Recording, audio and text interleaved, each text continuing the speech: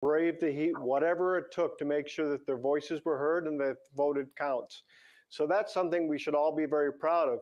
On the other hand, they had to be resilient, and that was unfortunate. We obviously saw and noted as an observer mission delayed poll openings, not always having materials available, some confusion.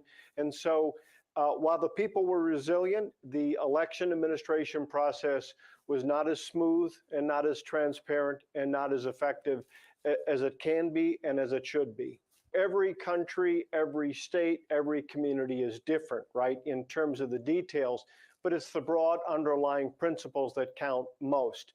And I think what we see here as a challenge is that there wasn't a dry run, there wasn't a test run done, there wasn't a stress test run done, so that we would have seen in advance some of the problems that were reported on election day.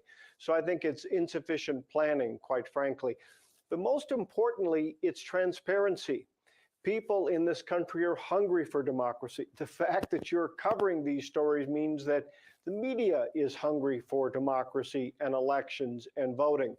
And I think INEC would be well served to be 100% transparent all the time. So on election day, if there are problems that pop up, simply hold a press conference or put out a statement saying, look, here's the problem, this is why, and this is how long it will take to fix it. I think when there's silence, that creates a vacuum, and then people get fearful. They start to get suspicious. And so I think one of the most important things is for INEC to be transparent and to constantly be sharing whatever results they have, sharing whatever problems they see with journalists and with the public. More observations being made by international observers. Charles, I mean, we've had a mix. In some aspects, INEC has gotten the kudos. In other aspects, gotten knocks. Absolutely. It's an extraordinary development, and it makes the whole process not only raises critical questions, but it also makes you wonder whether, I mean, anything's been learned at all over several Thank years. you very much. Next state. Well, let's bring in our first in-studio guest, shall we? Here's Emmanuel Njoku, a member of the Connected Development civil society organization. Thank you so much, Mr. Njoku, for joining us on the program. We appreciate your patience. We know you've been here for a while. Extraordinary day, like Charles describes it. Yes, it is. What, I mean, how would you describe the events of today? Yes, we're seeing 9 more results declared at the National Collation Center today. Yesterday, we had the very controversial Ekiti, which is still lingering, as we've seen some walkout. But what do you make of the entire process? Actually, before we come to you, we're having problems with your microphone, I've just been told. So let you and I can talk a little bit about this before we come over to him, whilst they're making the, okay, now I think they've got the sound fixed now. Mr. Njoku, please go ahead. Okay, so, you know, for me, I'm a bit worried because a lot of Nigerians approach this election, you know, looking at the experience that they witnessed at the Ekiti National election. You know, there were doubts around the beavers. There were equally doubts around how the IREV, that's the result portal, will work. But as you're aware, I was at the election in Ekiti and as well in Osun State. There was this excitement that came with how the IREV performed in Ekiti and Osun State. Off-cycle elections, just to be clear. Yes, off-cycle election. I'm aware that on that election day, by 9 p.m. on the same election day in Ekiti and Osun election, over 95% of the results in that state had already dropped. They are on the IREV. So people approach this election with that expectation. And there's so much, so Nigerians have so much expectation. And there's this trust deficit that we've always seen in Nigeria, which INEC at this very time had breached that trust. A lot of Nigerians have come to believe and trust INEC. And we saw that in the voter turnout. Voter turnout in quote, because we still have not seen the total number of voter turnout, but we were in the field and we could see the number of people who came out to vote and the resilience of Nigerians staying till midnight, 2 o'clock, 3 o'clock, trying to vote, because they believe that, one, that the results we are going to count and it will be made to be seen counting on the election day. And that was what the IREV was supposed to serve. But seeing INEC on election day by 10 o'clock, the IREV wasn't, by 10 o'clock, the IREV wasn't up yet. I can imagine that the goodwill that INEC has gathered in the build up to this election, probably they're blowing it up with what we are seeing in this. Right, in but this beyond election. that goodwill, which is obviously a legitimate thing. I mean, you need public confidence when you're carrying out an election. But beyond that, this failure to upload the results as promised to the portal and their failure to electronically transfer the results, I mean, that clearly raises profound questions. But does that raise questions for you about transparency? Because that's a different thing than just, public confidence and whether people are happy with, or sad that it didn't quite happen. But when it raises questions about transparency, then it calls into question the motives. So first of all, in our election day procedures and processes, the weakest link is the collation process. I mean, after elections, and which is the reason why most educated people, middle class, upper class, urban city dwellers don't usually vote. Because after the polls and the polling unit, the result that comes out at the level of collation totally changes from what people saw in the polling unit. So the essence of the transmission of results and uploading on the portal was very important to manage this weak link. That way, everybody would be carried along. But however, let me say this, because we've gone through the whole INEC guideline and the Electoral Act, and I want to say this, maybe not a very popular opinion, that in as much as INEC has failed to upload the results on the IREV, it does not in any way invalidate the collation process that is going on, and it should not in any way stop INEC from collating results, because the Electoral 2023 election guideline stipulates that at the ward registration area ward collation center, that after they've done the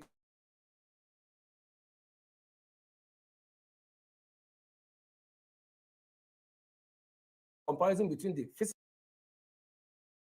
on the form EC8B, which is the collation, the registration area registration area collation center result, that after they've done that, that they shall upload the result on the IREV, and it ends there. It does not further say that if it fails to be uploaded, that it will invalidate the collation processes that is ongoing. The reason for that is to carry Nigerians along, to get political parties to carry them along. You know that in most situations, party agents' business is usually transactional. We've gone to polling units where you see party agents, 10 party agents in a particular polling unit, observing, supposed to be watching over the votes of their political party. But you see the big man, in quotes again, the big man in that area comes and offers money to all the party agents, and they collude and overlook the process. So what the IREV was supposed to do was supposed to help the political parties at the state level, at the national level, to be able to oversight what their party agents have done at the collation, at the registration area collation center and local government area collation center. But that we have missed, and that is why I understand both the political parties that are demanding that INEC should upload this result before they go on are correct, in my opinion. But in as much as INEC is saying that they cannot stop for their failure of uploading results, they are also correct by saying that we will keep going on. So, I mean, that's how I say it. It sounds like a lot of confusion, because you promise to deliver something and then you fail to deliver it and say, because there's a fallback mechanism which we are used to, then it doesn't invalidate what I'm doing, even though I've promised to deliver. But I want to read a portion of the press release by INEC on why they were having these glitches. They've allayed fears that it's not sabotage, but they say the problem is totally they're trying to allay fears. Thank you, because people are still wondering why they're not buying. Exactly, that's why we have the walkout. Exactly. They said the problem is totally due to technical hitches related to scaling up the IREF from a platform for managing off-season state elections to one for managing nationwide general elections. And I read that portion because we talked about how IREF and Beavers was fantastic for our off-season elections, which we monitored. So when you hear INEC say they failed to scale up this system for an election we knew was going to come 4 years after they did the last one, I mean, it's inexcusable, isn't it? INEC, absolutely. They have to say something. They just have to give a reason. But in my opinion, I think the reason was weak. Because after the off-cycle elections in Ekiti State and Osun State, and even the FCT election in 2022, we engaged INEC at different fora, as stakeholders, as civil societies, in different meetings. And one concern we had is, yeah, this thing has worked in Ekiti. This thing has worked in Osun State. But those are just polling units, less than 2,000 polling units. We are going into an election with polling units of 176,606 polling units. we hope that INEC will expand their bandwidth as such that it will accommodate the traffic, one, of the results that will be sent in, traffic of people who will be logging on. So, you know, you're supposed to have a login for you to be able to access the INEC, the IREV. You know, so typically for a big election across the country, you would expect, with the assurance of the transparency that IREV will bring to bear, that every politician running for office at the level of Senate, House of Rep, at the presidential level, will have situation rooms. Political parties will have situation rooms. Civil societies have situation rooms all over the places, tracking the results. So that should tell you that there will be a lot of traffic of users on that portal. So one would expect, we've been prepared, the date of this election has been announced 4 years ago. One would expect that this kind of excuses is not what we are supposed to see. But I believe this is very embarrassing for the country, most embarrassing for INEC, especially given, and that's where I'm bothered. The number of Nigerians that I've seen, the first-time voters that I saw in this election, not just people that turned 18. I know people who are in their 40s, 50s, who have never voted because they simply don't believe their votes will count. They all believe their votes were going to count. And not just the way it's going about, but because they can follow it. Citizens have set up situation rooms outside Nigeria to be able to track results in Nigeria, people living in diaspora. I am much more concerned that most of these people may not have interest anymore in going into election. And for us that we've engaged severally across every media, every platform, and we've assured Nigerians that these votes are going to count. We've talked so much about the IREV. Frankly, we feel bad. As we speak right now, I think it's just about 61,000 results that have dropped on the IREV 48 hours after the election. It is very disturbing. I really hope INEC find a way around this thing to get people, not just to say the election is transparent, but it has to be made to be seen that it is transparent. Because INEC assured us on all of this. I am very bothered, and I hope that INEC will come up. And so I'm seeing all the engagements, and people are saying, tell us, what is your problem? Let us first understand what the problem is. But we see INEC trying to play down on the role of the beavers. But most Nigerians and most political parties in this election are in the, sorry, not beavers, the IREV. Most politicians and most citizens are participating actively because they believe on the assurance of the transparency that IREV was going to bring to this election. And I mean, you know, we talked about the worrying possibility of questions being raised about motive, because that's really key, isn't it? I mean, we're hearing that some polling officers in Lagos told voters that they were told by their supervisors not to electronically upload the results after voting, but that they should transfer the results manually and physically to the office. I mean, that's not something that we can 100% confirm, because you hear it from political parties and so on. They say that's the stuff, and you wonder about their own motives. But in those circumstances, that raises serious questions, doesn't it? Yeah, it does. You know, so the whole essence, like I talked about, for this whole process is for politicians to be able to oversight their party agents at the lower level. Now, so the guideline says that after registration area, ward collation center, and that is where the journey of the beavers ends. Because from the polling unit to the registration area collation office center, when they get to that point, they are supposed to compare the physical results and the results on the beavers. And if they find that there is any discrepancy, the law says that the one on the beavers is supposed to override, to override the physical results. Then anything that happens after the registration area ward collation center, the travel of the beavers stops at that point. The whole results is now manually imputed into the form EC8B. What that now means is that beyond the registration area collation center, every result that gets to the state and that gets to Abuja, the politicians, the political parties and stakeholders at this level can no longer confirm. And it is normal. This is an election. People come to election with suspicion because it has been the in thing in Nigeria. Every political party trying to out-manipulate or out-trick every political party. So once at any time the election management body, you know, gives a body language that shows that the transparency that was expected is no longer there, people will simply start pointing fingers. And it's not just in Nigeria. In 2016, I was in the United States to observe the Donald Trump and Hillary Clinton election. We know the outcomes of that election up to date. This is America that typically would think that are practicing international best practices when it comes to elections and democracy. Talk more of Nigeria. It is very worrisome. I will appeal to the INEC chairman as they resume at 8 o'clock. clarifications needs to be made. There's a lot of trust issue, even in the political parties and the party agents. And so this now goes to tell how important the party agents are. And most of these party agents that we see when we go to the field, most of them, I don't think they actually even understand the essence and the reason why they are there. And they are very important. In the chain of this election, this whole confusion tells you that the most important part is at the polling unit and the registration and ward collation centers. Anything that goes beyond there, they can no longer start looking at the Beavers device to start checking the results that were transmitted in the Beavers device beyond the one that is supposed to be uploaded. All of that, that's why the chairman is now saying, let's finish this process. What that now means is that beyond this process, you can now go to court and call for all the Beavers and start doing the whole process all over again. And that is why the politicians, they understand how going to court and how cumbersome and the stress that goes with it, especially when the ruling party is in power. It becomes difficult to upturn the process. That's why they are demanding that let this thing be done once and for all. That way they can be confident that the results that is here is the same thing that has been transmitted. But we are missing this very important part of our election process, frankly, and I'm very disappointed and worried. I'm sure you join a long queue of Nigerians who are disappointed.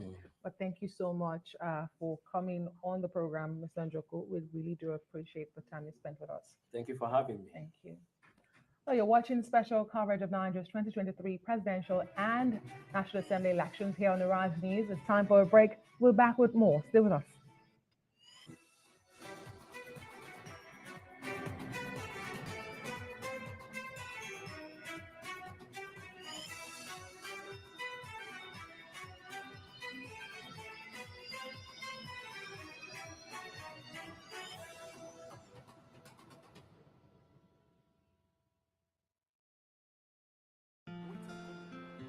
I've been running my business on my own, trying my best to get it to the next level, but I really need some help to get ahead. I know just what to do. I'll vote it for my loans, overdraft, step by step to my dream business with Vote. Salary earners, entrepreneurs, get your loans with no collateral. Quick sign up, zero paperwork, step by step to your dream business with Vote. Vault is available to individuals, SMEs, and corporate customers. Download Vault by Polaris Bank from the Google Play Store or Apple App Store to get started today. 34 million hectares of arable land. Over 200 million people. One nation.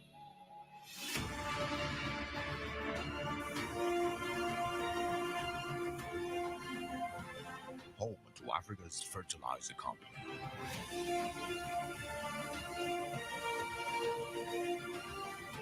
Dangote Fertilizer. Pure urea fertilizer.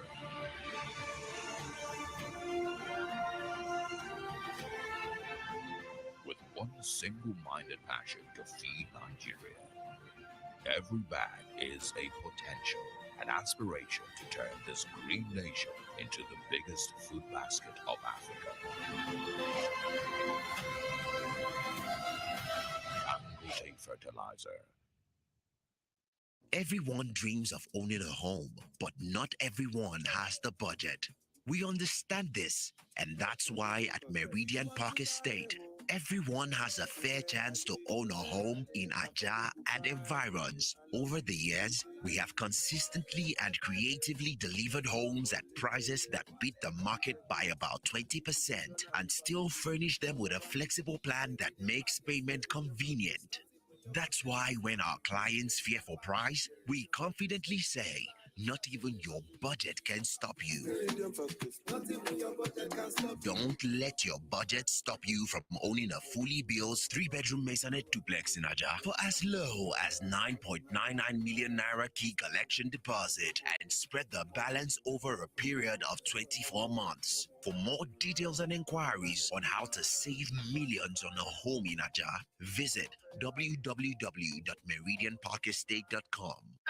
Here's a card where no go give you stress at all. Zero wait and zero queue. First Bank is Petra card. Here's a card where no go give you wahala. Zero trouble now for you. First Bank is Petra card. Tell off the spoiler. Who won't break down? Where you want to say now only you get them. Nothing fit do one. Sharp payment not the way. Swipe they go, you know the way. Veteran card with the sweet body. Veteran card with no the shape person. Put you first again. First banking veteran card we put you first again. Generate your virtual card we put you first again. First banking virtual card we put you first again. Just generate your virtual card. The Independent National Electoral Commission (INEC) will conduct the 2023 general election using the bimodal voter accreditation system (BVAS). On election day, the BVAS equipment will be used to accredit voters by verifying their fingerprints or facial photographs. In each polling unit, every voter must be verified and authenticated before they are allowed to vote. Any intending voter whose fingerprint or facial photograph is not verified by the BVAS equipment will not be able to vote. With this, one man, one woman, one vote is assured. As no one can engage in multiple voting, neither can anyone use the voter cards of another person to vote. After polling, the BVAS equipment will also be used to transmit election results electronically from polling units to the INEC result viewing portal for everyone to see. BVAS will eliminate multiple voting, identity theft, or impersonation. The BVAS will guarantee one man, one woman, one vote. INEC, making your vote count, consolidating our democracy. This message is brought to you by the Independent National Electoral Commission (INEC) and the Center for Democracy and Development (CDD), with support from the Osiwa Africa Foundation. Today, the Tony Elmelu Foundation Entrepreneurship Program has trained over 1.5 million young African entrepreneurs. We have disbursed nearly $100 million to over 18,000 beneficiaries who have gone on to create over 400,000 jobs across Africa. We need to do more for women in Africa. Empower a woman, you're empowering the whole society. The Tony Elumelu Foundation gives access to a world-class business training and seed capital. Thanks to the Tony Elumelu Foundation Entrepreneurship Program, we've been able to structure our business and operations, but also we got the funding and financial needs to concretize it and make it happen. This is the impact we want to achieve at the Tony Elmelu Foundation. The Tony Elmelu Foundation Entrepreneurship Program is sector agnostic. The only thing that is important to us is your ideas. The future of Africa is in your hands.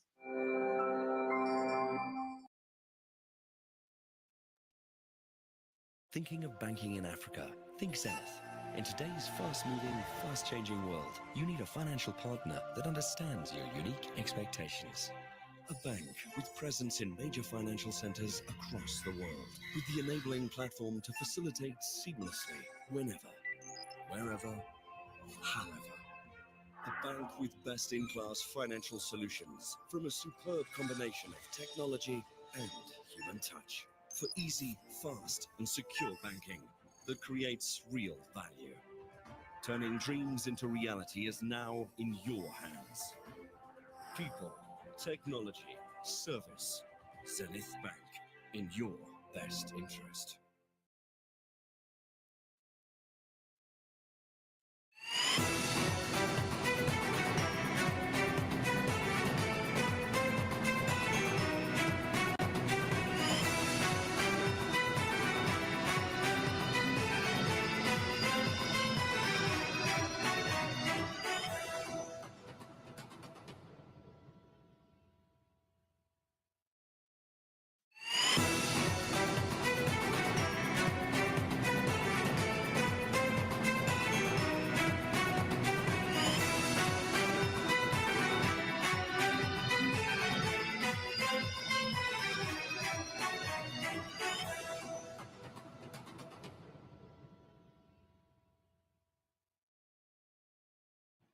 You're watching special coverage of Nigeria's 2023 presidential election here on Arise News. I'm Charles Anyegolu. And I am Adesoa Omorwan. Now, several results have been announced today by INEC. Let's start with the Southwest Zone, Kwara, Ondo, Ogun, and Oyo states, where the ruling APC's presidential candidate, Bola Ahmed Tinubu, won the majority of votes cast, and Osun State, which was won by the PDP's presidential candidate, Atiku Abubakar. But in Lagos, Nigeria's vast economic hub, Peter Obi of the Labour Party won the most votes, narrowly beating Mr. Tinubu there, who is himself a former governor of Lagos State. Results from other states are still trickling in, but it's still too early to tell who will win this presidential election. Indeed, and some of those other results include Yobe State and Gombe State in the Northeast, where Atiku Abubakar of the People's Democratic Party won the majority of votes cast, and Enugu State in the Southeast, where Peter Obi of the Labour Party won resoundingly. Meanwhile, as Nigerians await the results for the rest of the country, the spokespersons of the leading candidates have been holding spree of press conferences, launching whistling attacks on each other in the new wave of political mudslinging. Well, they have been characterizing their opponents as loose cannons and accusing each other of fraud, making dangerous inflammatory comments, and even trying to hack INEC central server. We regret to state that we've lost confidence in the results being collated and being announced. Nigerians have inundated us with calls and protests over INEC's non-compliance with provisions of the electoral guidelines and the obvious manipulations of the election results. We hereby call on INEC to suspend further announcement of the results and follow its own guidelines or completely cancel the entire election and make plans for another election with strict compliance with the stipulated laws and guidelines. We don't need to incite anybody. Nigerians came out in record numbers, the way they haven't come out since 30 years ago. The last time there was that level of turnout was in 1993. And they are currently engaged in electoral fraud. It is for them to maintain peace on the street. We have only called for calm at this conference. We have not at any point in time sought to exacerbate things. They actually want us to fight it. And we are not interested in fighting, and we urge Nigerians to be calm. We are particularly concerned and call on the state security services and the Nigeria police force to immediately restrain persons such as Melaye, Momodu, and a certain pastor, Paul Enenche of Dunamis Church.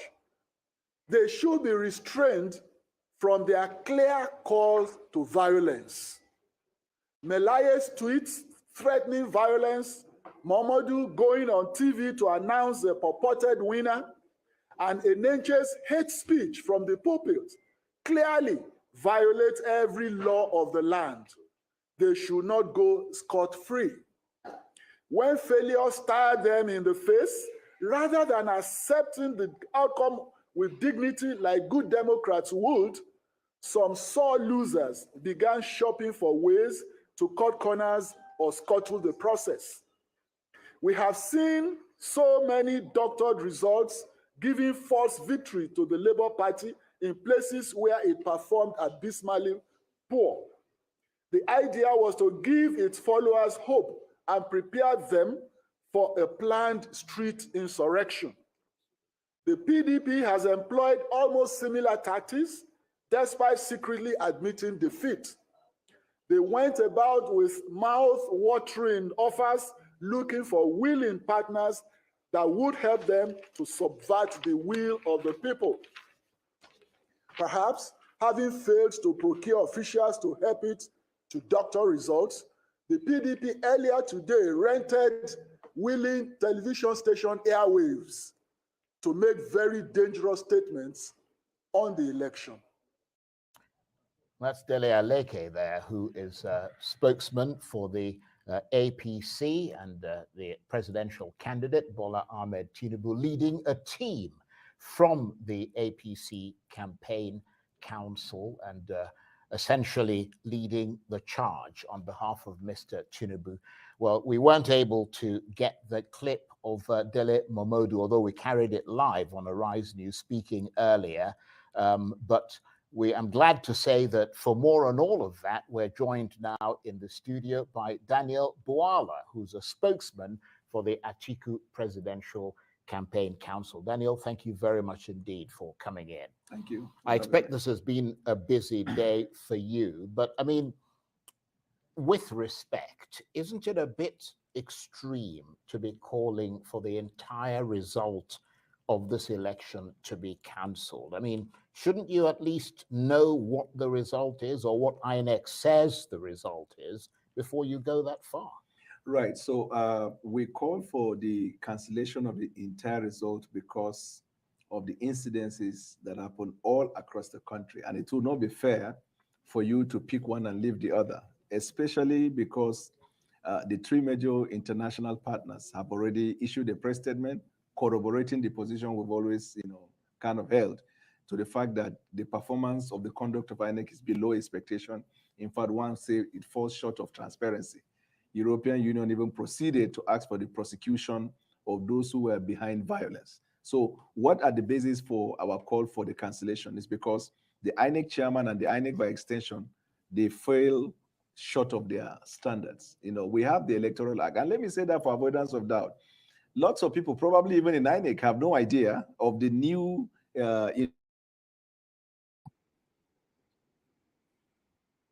Godwin. Yes. Godwin, you are welcome. Massive mark. Thank you. You are welcome. Yes, welcome to our day 3. It's actually day 3 in the presidential elections update. We've been here with a large number of viewers too, going through some updates. Some new updates is that today's major update is that LP somehow smashed the APC presidential aspirant in Lagos, and that's something to really glance at. That's a big one. Lagos State is known to be an APC hub, APC stronghold, and a Labour Party coming all the way, the presidential candidate coming all the way from Anambra State to come and override Lagos is amazing. It's something else. So that's one of the major updates for today. We've also had other ones. Also, all 3 major presidential spokesmen for APC, LP, and PDP are all asking that INEC cancels the election and rerun the election. So we don't know how INEC would take that because INEC is still doing their own counting and still giving us some updates. But this major party asking for a shutdown and starting all over again is a strong one. So I don't know, what are you seeing from your corner? What's your own views and updates, news you're following? Well, I've been following it, and also our SSM news media echoes, and I can tell you that it's true that the election has fallen below expectation, well below expectation, not just below, but well below, because the basic fundamental expectation of being immediately uploaded was not met. That peace of mind that the election was not rigged. Every other thing could have been forgiven. Even violence. Even violence. Even violence could have been forgiven. INEC could have been forgiven for violence. INEC could have been forgiven for printing a goat instead of the candidate or party picture. just a goat, village goat on the ballot paper, they would have been forgiven. If only the result from the portal, from the ward or polling was live directly on the site, every other thing would have been forgiven. Because that is the basis for Nigeria to believe that there was no tampering. That is the basis. Yes. Why then do we need bimodal system? Why then do we need the beavers? Why then do we need all the, if there is still doubt about tampering? Okay. So my honest opinion is that, as you know quite well, I haven't come out to be being the NIDO Russia chairman. I haven't come out to say I am this for this candidate or for that candidate. I've always said let Nigerians exercise their voting right, get their PVC, vote. And I'm outrightly saying that this election has fallen not just below, but well below expectation. You can take this to the bank. And because the basic foundation for all this scrutiny was that there will be no tampering, and no one believes that it wasn't tampered, and that is just unacceptable. I wish you were not so. You cannot correct this by launching a collation center and putting everybody in one room and saying all of them are one. That doesn't. You cannot launder this defect. You cannot put lipstick on a pig and then it will become, a prince or princess. The fact is that it wasn't uploaded immediately. It was not announced before it could be tampered with, taken somewhere, and that. And in fact, that uploading would have been the basis also to know which wards to consider their elections serious and which ones to cancel. For example, if a particular party were not allowed to vote because there were thugs there and there's video evidence, you can say, okay, this is the basis for canceling this ward. Now, how do you cancel ward based on just video evidence? So now, how do you know which ones were counted and which ones were not counted in the result? Maybe it's clear. If you ask me if I was INEC, I would say, well, this election has been a good test, a good improvement, maybe in terms of technicality, technical provisions, the possibility of using a bimodal system, possibility of using a PVC, but it's far from expectation. It hasn't delivered the transparency and the fair and representation that is necessary, and definitely a rerun is needed. That's how I see it from my angle. Definitely a rerun is needed if we care about transparency. Yes. A rerun is inevitable. If we truly care about transparency, lack of tampering, and we want, imagine we have another. Does anyone think, or does INEC think that another 4 years of uncertainty of our representation, is tolerable, is acceptable, is even, someone has the patience for that, to live another 4 years thinking that the person there, you didn't vote the person in. It's I don't know who can stomach this. If security, peace, for any business, foreign direct investment. By the way, I've had so many people who have promised me that if this election didn't run well, they just take their family out of Nigeria. Well, at least they have the opportunity to do so. What about those who don't have the opportunity to do so? We stay another 4 years without their votes counting. Yeah, it's not acceptable. I really hope that, well, I know we are patient, waiting for the other states, but the disparity we've seen so far. Now, some people may take it like, it's about one party because one party is winning now. No, come on. At least the spokesmen from all the major parties have said it. Spokesmen from all the major parties have said it, yeah, there's lack of transparency. Now, it's the smaller parties who, in any case, would not have won. Who are the ones saying we didn't stage a walkout, we didn't stage. I mean, they would not have won anything in the first place. Ideally, they should probably, some people would have suggested, should have collapsed, and giving their votes to the party that really had a serious chance of winning.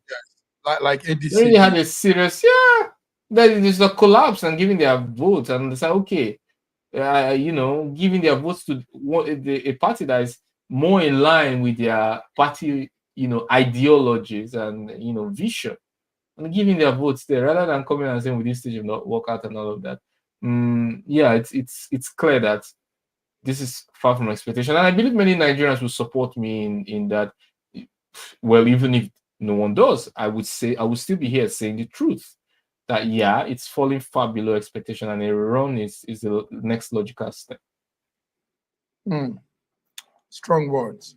A rerun is the next logical step. So you're also aligning with the three major media representatives that are saying a rerun. But the thing is, INEC obviously will respond. This will be their response if I know they want to. If they want to respond to this, they will say the cost of rerunning, the amount they've spent so far, the logistics and all that. It doesn't take. You remember before they got the cash for this one, the cash that was embossed to them for this election.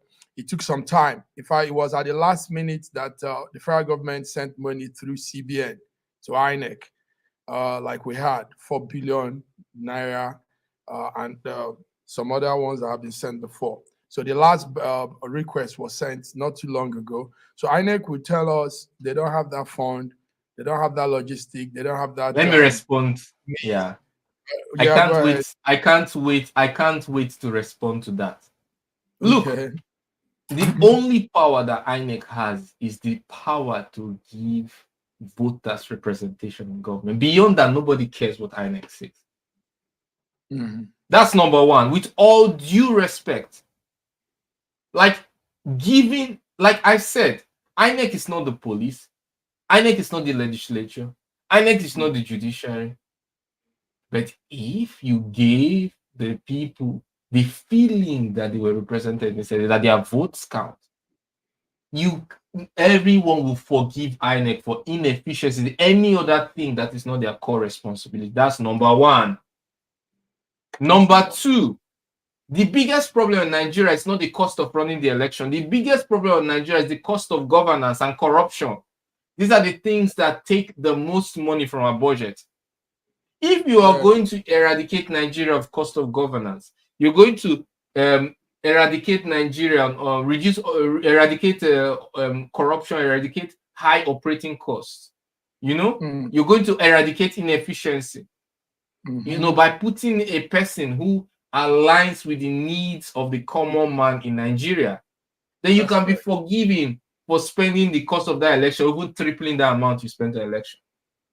If you are going to take, if you're going to take a tax from Nigeria, 1% more of all their taxes, you say, okay, this election will not win, but we increase tax by just 1%, just for 2 months, so that we can rerun, so that Nigerians can feel that they are, they will forgive you rather than, and you tell them after this, that money you get it back because corruption will stop. You get it back because there'll be reduction in government. You get it back because businesses will thrive. You get it because there'll be more foreign investment. We get it because there'll be more electricity. We get it because there'll be more roads. We get it because there'll be no more unknown gunmen. We get it because there'll be now peace. You can now sleep peacefully. You can leave your house. You don't even need to put protector. How many houses do you have abroad that have protector? You just have a common lock. You don't need a protector, a steel protector. You can sleep with just a lock. You don't need a protector, both a window protector and a door protector, in addition to the door and the key and lock. You tell Nigerians you can get all this light, security, water, jobs, employment, foreign direct investment. But we'll do what our core responsibility is, and that is to give you representation, to make sure your vote counts, to make sure that there's no tampering. Our core responsibility. Nigerians will accept that. Any well-meaning Nigerian will accept that. But to say that the cost of election is a reason why we should accept for another 4 years insecurity, because someone you say you speak well. You say well. This is in a very normal situation, normal environment. But you know how it is with our country. Things are not too many interests, too many everybody with their own ways of doing things. Okay, if INEC said the money they've been asking for was given to them last minute, I mean, that's to tell you how the country is. And now INEC too has not done well with their logistics. But the other thing again is this is how election has always been in Nigeria. When counts begin, all the parties begin to get disgruntled and complain and ask for a rerun and all that. This is how it has always been, because everybody come with different outlook to the whole thing. So there will now be, I remember 2019, 2024, 2025, 2015, I mean, this was exactly how it was too. Everybody will now begin to blow that whistle of stop, don't count again, stop. It's different. No. It's different this time around. It's different this time around because we're promised not just free and fair, but to promise, how do I say, untamperable election. Untamperable election. Well, an election where even the wish of this chief security officer of a state cannot be granted. An election. That's the election we're promised. That the chief security officer, even if he decides to have a wish, his wish cannot be granted because the thing will be published before he can exercise his power. Okay, it's so different. let's see. We've promised a lot. Yeah, let's see what our network partners are doing.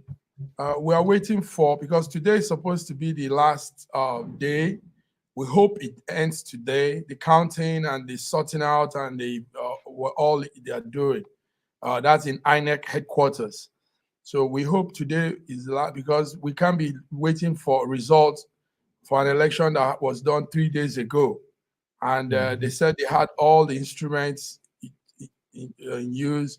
And now we're days after, we're still waiting and waiting. So let's see what INEC will give us. Remember, nothing happens. Not everything works well the first time. I believe valuable experience have been gained from this exercise. Problems have been highlighted. Inefficiencies have been exposed. And in any case, if election, there is no way, it's almost impossible that it won't be better than it is now. It's unless there's a deliberate act to sabotage it. There is just no way it won't be better, because the experience gotten from this round is very, very valuable. That's very valuable. And will go a long way in organizing a better one. To go a long way in organizing a better one. We want better elections. We want. We hope that there will be. Nobody wants a clumsy, confused election. I mean, in Europe, it's election day. It's just one day, and most times it just goes smooth. Announcement done in the evening. Everybody knows what is going on, and that's all. It doesn't begin to linger, and you're wondering what is going on. And what is the punishment for not delivering? What's the responsibility? What's the punishment? What is the punishment for not delivering? Nothing. Okay. INEC not delivering. What is somebody should be responsible and punished if not for not delivering. What I mean is that, for example, you have some basic things that you must do.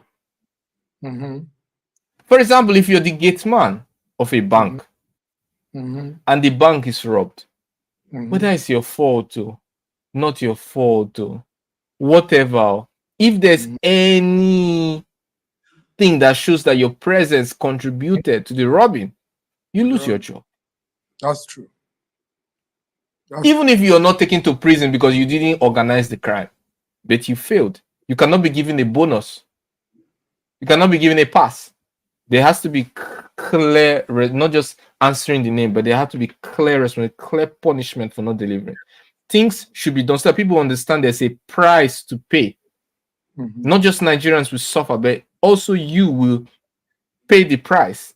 When you put a price to things, people will do. When you put a price, you don't need to put a price with prison term or price with, life. You just put a price to their capital. It's a bit like money. Put a price to their treasure. Put a price to their property. Put a price to their investment. And then you will see them. They will even work harder than you are working. It's not enough to come and read speeches and all that. Motivate them.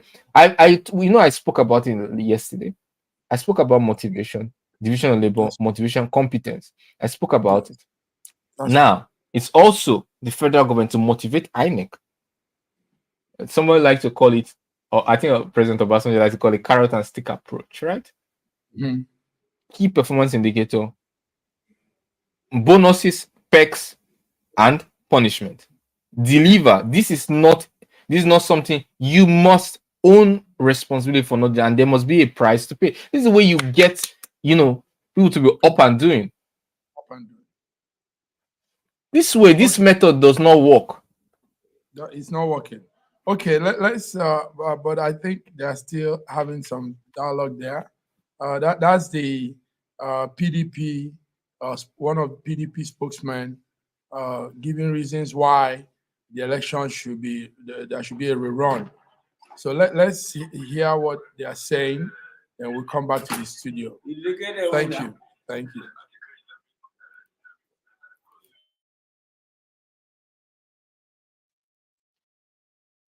Could you enable the audio? We are already concluding that they will not listen to what we say. When you say you call for cancellation, you have to give them that benefit of doubt. So they have the whole of today to look at it and then cancel. And if they don't do that, then we sit down and think of the next thing to do. But some will say, listen to you, some will say, perhaps you have a crystal ball to tell the end from the beginning. I mean, do you have all the results of all the political parties? You're calling for the cancellation. Should it end up being that the PDP favoring you? And yes, should this whole announcement favor you at the end of the day, except you have seen all the results by all political parties? So the question really is, you're calling for the cancellation now. Some would say because perhaps you're not in the lead from the results so far. But should it favor the PDP, would you still be saying these elections should be cancelled entirely? On the evidence of what has happened and the infractions we have seen, which we are calling for the cancellation if it favors us or not. And let me tell you this. Every political party that is ready for this election have agents in every polling unit in Nigeria, except even Labour, that we challenge them, they eventually say they have their people. And we have situation room where we monitor real life results as they go on. When you are seeing results that your agent do, because when results are announced, they give a duplicate copy to the party. When you are seeing non-reflection of those results, when you're seeing magical improvement of results in certain areas, when you're seeing violation of the law in terms of suppressing people, the threat of death, you see people printing all kinds. I don't think if you love democracy, you will keep quiet about it. And in terms of whether you believe it or not, let me tell you, and this is on the evidence of facts on ground, PDP was already on a clear path. Ask them about the uploads that they did in the first few hours. And even the members of APC in the very WhatsApp application or platform that they were sharing, they were already complaining that they were going well. And then they will now be targeting places to manipulate the results. All these things would have been avoided had the umpire did what they say. Simple. That we are going to obey the provisions of the law. They told us immediately, having more than 5 stakeholder engagement. They were warning it over and over. Send your agent. Immediately after the results are announced, they were going to be uploaded for viewing. So what then, Adesua, with the greatest respect, what do you think is the reason behind the upload to the server? So you don't give room for manipulation. When suddenly you have a server that has been working like everything, what is the difference between me snapping you and uploading it? That's what they say they couldn't do in 3 days. Just snap. My son snapped me and sent me the picture. Certainly, you have to stand up and smell a coffee. And that is the reason why we believe there is non-compliance with the provision of the Electoral Act. And lastly, before you go, let me say fundamentally, there used to be a time in Nigeria where when elections are conducted and you feel rigged, hold your tears, hold your cry, after the election, go to court. In Nigeria from 1999, then people now begin to influence it to a point where by the time you go to court, you don't get redress. Then it got to a point where people are saying the wishes and the will of the people does not find reflection. That was what led to the amendment, that we can avoid that by rectifying results that are rectifiable, so that the rest anybody can go to court. You introduced it. You actually, INEC requested the input in the National Assembly. Strongly, INEC participated in all the stakeholder meetings and made a case for it. And then it got into the Electoral Act amended. After they amended it, INEC now began to teach political parties on that. And on this day, you're saying you're ignorant of that? Well, Daniel, stay with us because we want to get your reaction to what we're going to hear next. You're watching a special cross-country coverage of Nigeria's 2023 presidential and National Assembly elections here on Arise News, with counting and collation of votes continuing to dominate the headlines in this country and beyond, in spite of the protests. And earlier today, we saw lots of drama as those results were being announced. A number of party agents led by the PDP walked out of the National Collation Center after insisting that the votes from the polling units that were not uploaded to the INEC portal must be uploaded before the release of results could continue. That notion was rejected by INEC Chairman Mahmood Yakubu. It became a hugely disputatious issue, and it led to the PDP's Dino Malaya and Emeka Hedioha and the party agents of some of the other parties, including the Labour Party, walking out of the event in protest and calling for the entire process to be cancelled.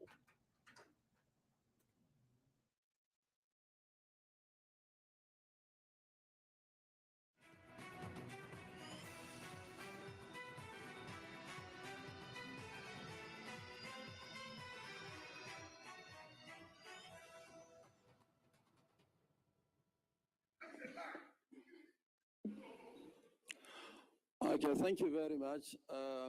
Next state. No.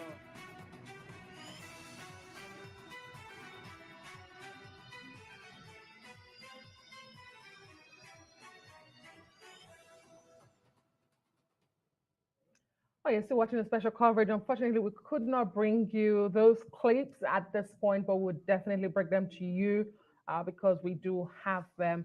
Daniel Boala is still here with us, spokesperson, one of the spokespersons for the Presidential Campaign Council of the PDP, and Atiku Abubakar. Mr. Boala, I want to ask you if you've spoken to Atiku Abubakar about this issue, and what has he said? Well, as a spokesman, whatever I speak is his opinion. And if whatever I speak is not his opinion, he doesn't hesitate to disclaim it, right? I have been in touch with him all through this process, reporting my concerns, because apart from being a spokesman, I'm also a lawyer, and I've been in practice long enough to be a judge or a senior advocate, And I told him, based on my understanding of the law, what was going on, it's not in accordance with the law. We confer with the party, and party fundamentally is the one that took that decision to cancel, not me, And the candidate of our party, to my understanding, concur with whatever decision the party is taking. Because if you look at that election that took place that day, you wouldn't see his name. You will see the logo of the party. It is a political party that sponsors a candidate. And he has made it clear from the beginning that if there is a free and fair conduct of election and he loses, he will accept it as in good faith. Now it is not just him. So assuming it is only PDP talking, you could say, oh, this is a sole loser. But you can see political. Look at Peter Obi. Peter Obi defeated Tinubu in Lagos. You can't call that a nobody in this election. We have seen the kind of revolution that took place, through the Labour Party in Nigeria. What we are asking for is the free and fair, credible conduct. There is no transparency. Even international observers said it. Transparency International said it falls short of standards, international based practices of transparency. If they even went further to request for the prosecution of identified people behind the violence. Election is a serious thing. It is the determination of the destiny of the people. Whoever you choose in the next 4 years will take decisions that will affect your life and that of your family. Okay, You must have a word to say about it. All right, stay with us because we're told that we can cross live to Wadata Plaza where the People's Democratic Party is holding a live press conference. Let's listen in. As cars at the polling units across the country. Our agents have been at alert, and we have all in our database. The PDP will not hesitate to make public the election results as cast at the polling units if that becomes necessary. Thank you, and God bless Nigeria.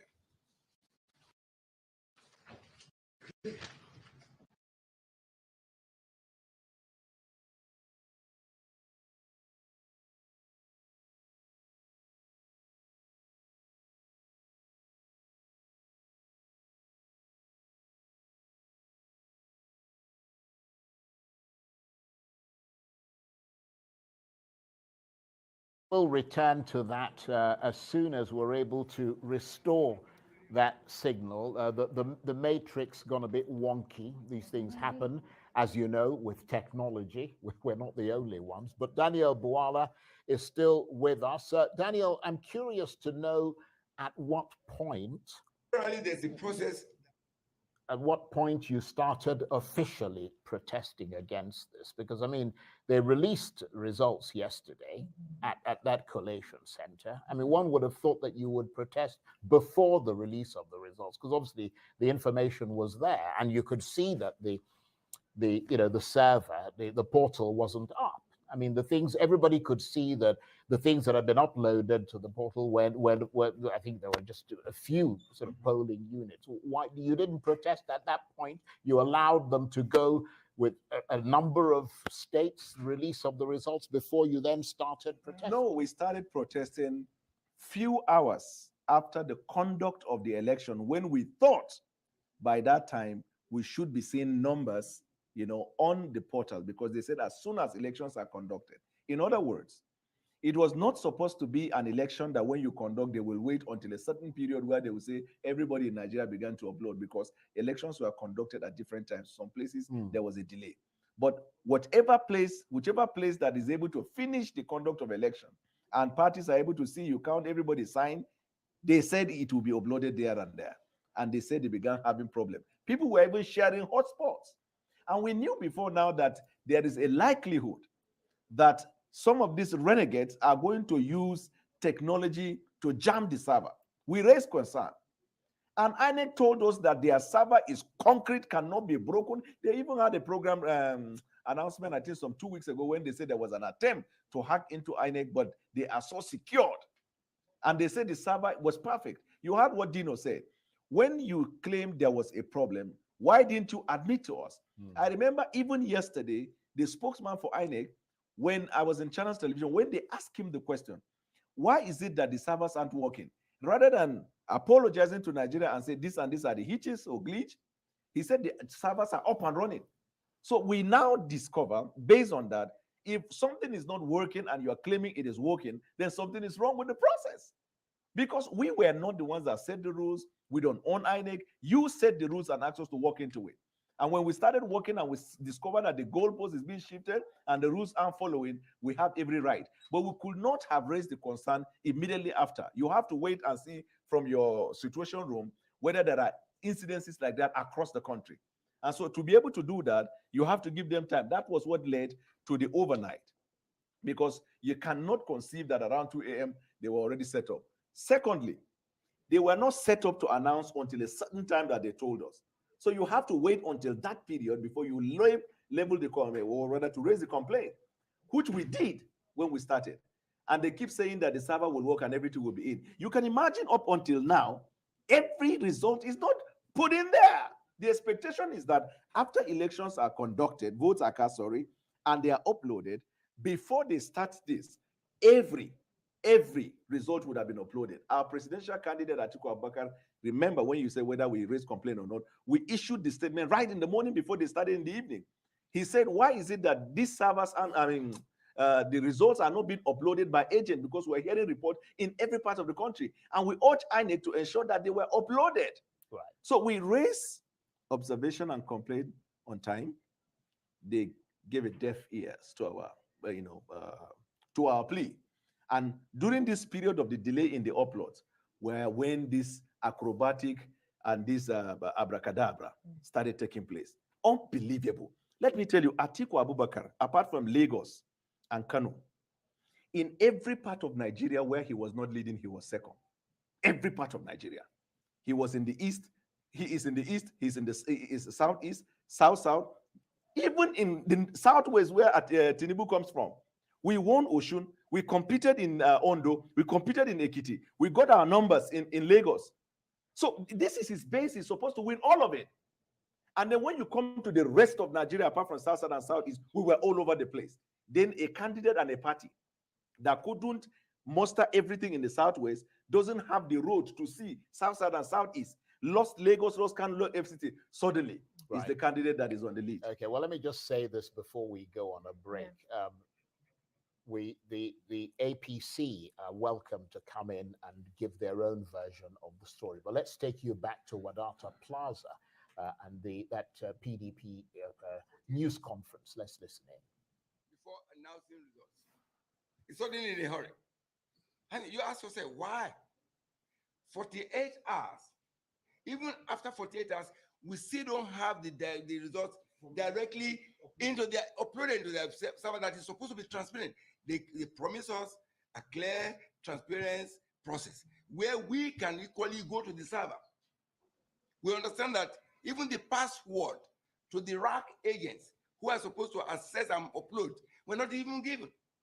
So those are the issues that the INEC chairman must address. Its integrity of belief until now. He must demonstrate that we believe before international committee. He has to. He has a duty to us, and he has a duty to the international committee and the partners that have invested so much in this democracy to ensure that we have a process of development slowly but surely. He has to come to speak to Nigerians and say the avowed integrity is there. Yes, sir.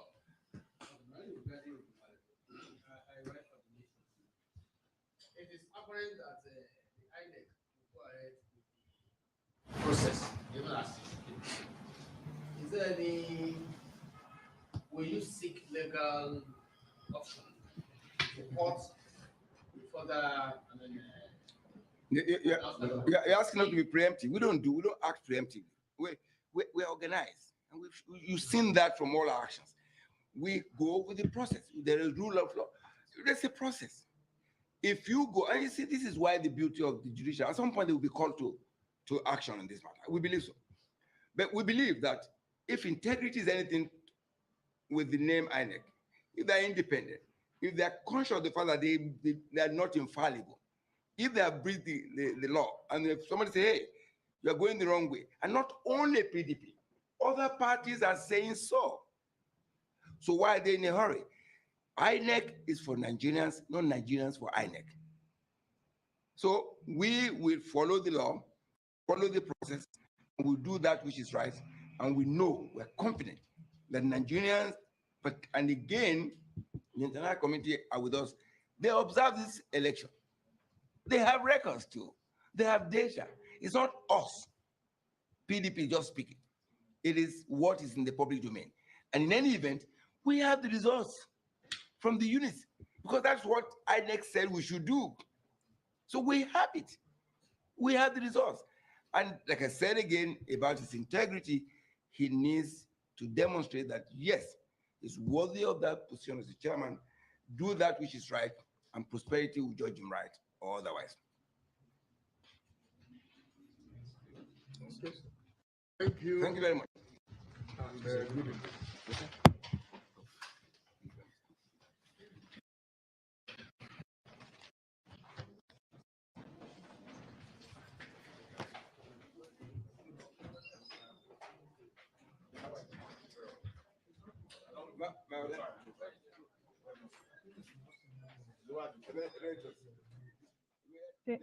You've been watching a live press conference by the People's Democratic Party at the Wadata House in the nation's capital, Abuja. Not saying anything much different from what Daniel Bwala, a spokesperson for the presidential campaign of the party, has also been telling us here in the studio, that they are calling for outright cancellation of the process. Asked if they will take legal action, they say they are not preemptive, but perhaps at some point they might have to invite and take those steps. In the meantime, Daniel, thank you very much indeed for spending the time with us. I'm sure we'll be hearing from you over the next few hours. Daniel Bwala is a spokesman for the Atiku Okowa Presidential Campaign Council, and you're watching special coverage of Nigeria's 2023 presidential and National Assembly elections here on Arise News. We'll take a break and we'll be right back. Stay with us.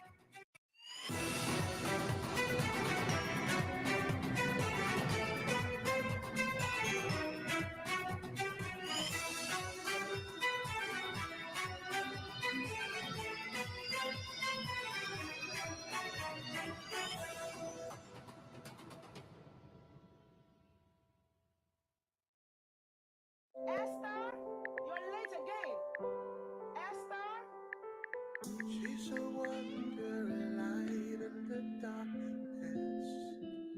She's beautiful. Oh, she's a superstar. Morning, Esther. She never let her mama down. She's beautiful.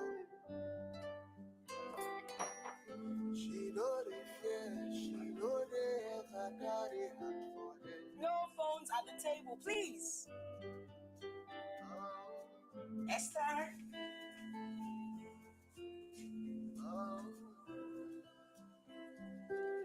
I love you too.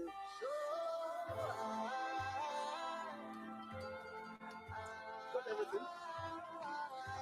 Don't forget our pick up phone.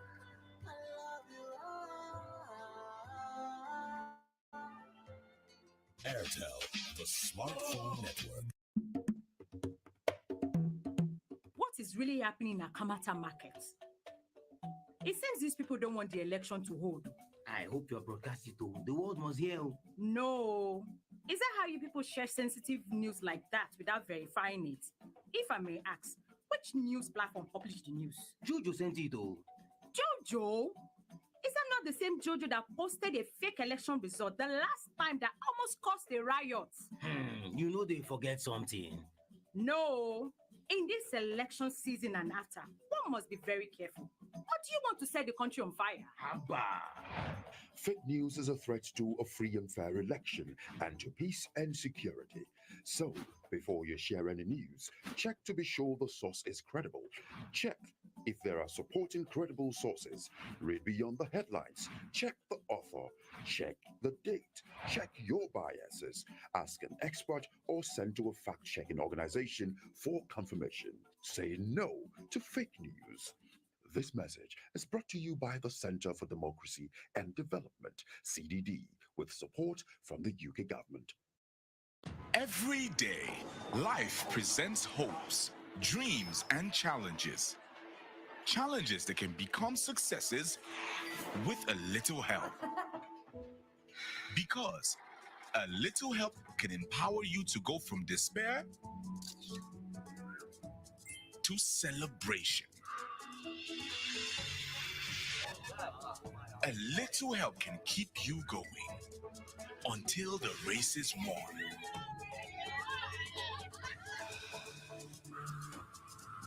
A little help can turn bundles of anxiety into a bundle of joy. And with Glow Data, you get much more than just a little help. You get the biggest data deals in town to make every day glow with small wins and big wins. Dial *777# to select your Glow Data plan.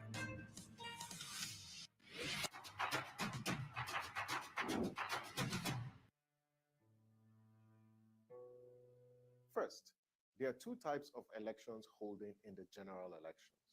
The first is legislative elections, that's elections to the National Assembly and state houses of assembly. And the second is executive elections for presidential and governorship elections. The legal requirements for declaring a winner in these two types of elections are different. INEC cannot announce a winner if these legal requirements are not fulfilled. So for legislative elections, winners emerge through simple majority. Any candidate with the highest number of votes will be declared a winner. So one vote can make a significant difference here. But for executive elections like the presidential election, the Constitution sets two major criteria for determining a winner of a presidential election. And here are the two conditions. The first one, a candidate must secure the highest number of votes cast at the election. The highest number of votes cast at the election is the first condition. Condition number two, the candidate must secure not less than 25% of votes cast in at least 2/3 of all the states of the Federation and the Federal Capital Territory. Those are the two conditions. Now, let's break this down further.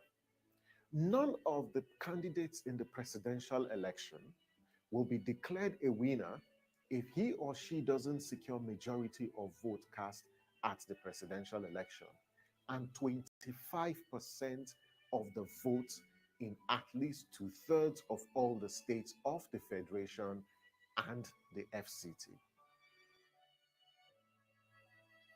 If none of the candidates meets the threshold of securing the highest number of votes cast, as well as 25% in 2/3 of all the states of the Federation and the FCT, INEC must conduct a second election. And that second election is known as the runoff. And the runoff must be conducted within 21 days from the date of the declaration of the result for the first round of the election. That's what the Constitution says. A runoff is a voting system used to elect a single winner where no candidate meets the conditions for securing a win in the first round of the elections. So for the presidential election, not all the 18 registered political parties who sponsored candidates will participate in the runoff election. Only 2 candidates will be on the ballot. The first candidate will be the presidential candidate who secured the highest number of lawful votes. That will be the candidate that will make it to the runoff election. The second candidate will be the one who, amongst the remaining candidates, who has majority of votes in the highest number of states.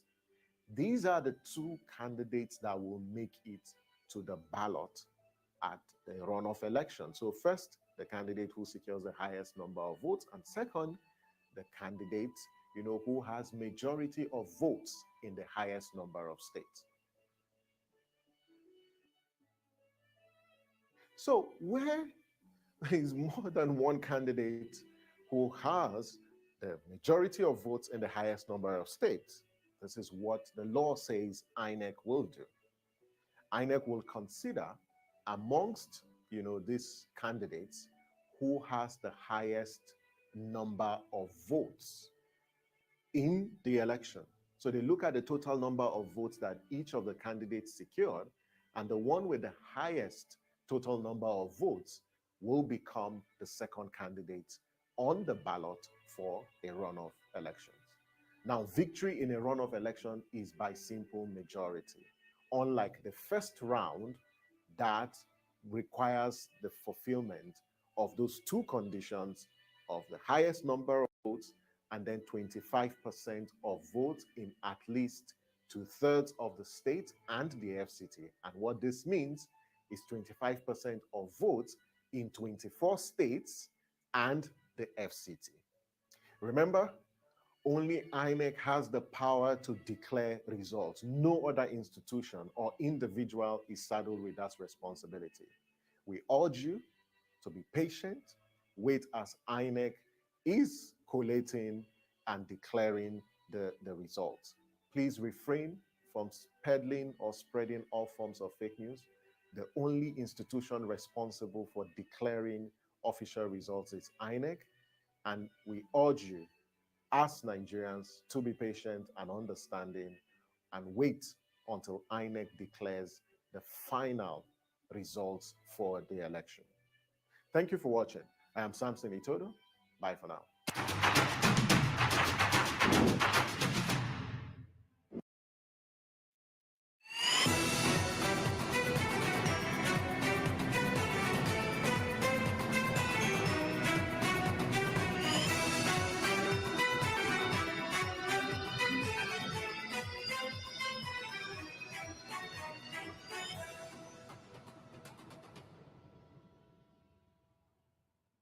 You're watching special coverage of Nigeria's 2023 presidential and National Assembly elections here on the Rise News. I am Adesua Morwan. And I'm Charles Aniagolu. Now, the head of the U.S. Observer Mission, Ambassador Mark Green, who is the president and CEO of the Woodrow Wilson International Center for Scholars and former administrator of the United States Agency for International Development, has been sharing his thoughts on the elections earlier on the Arise News channel. Let's take a listen to what he had to say.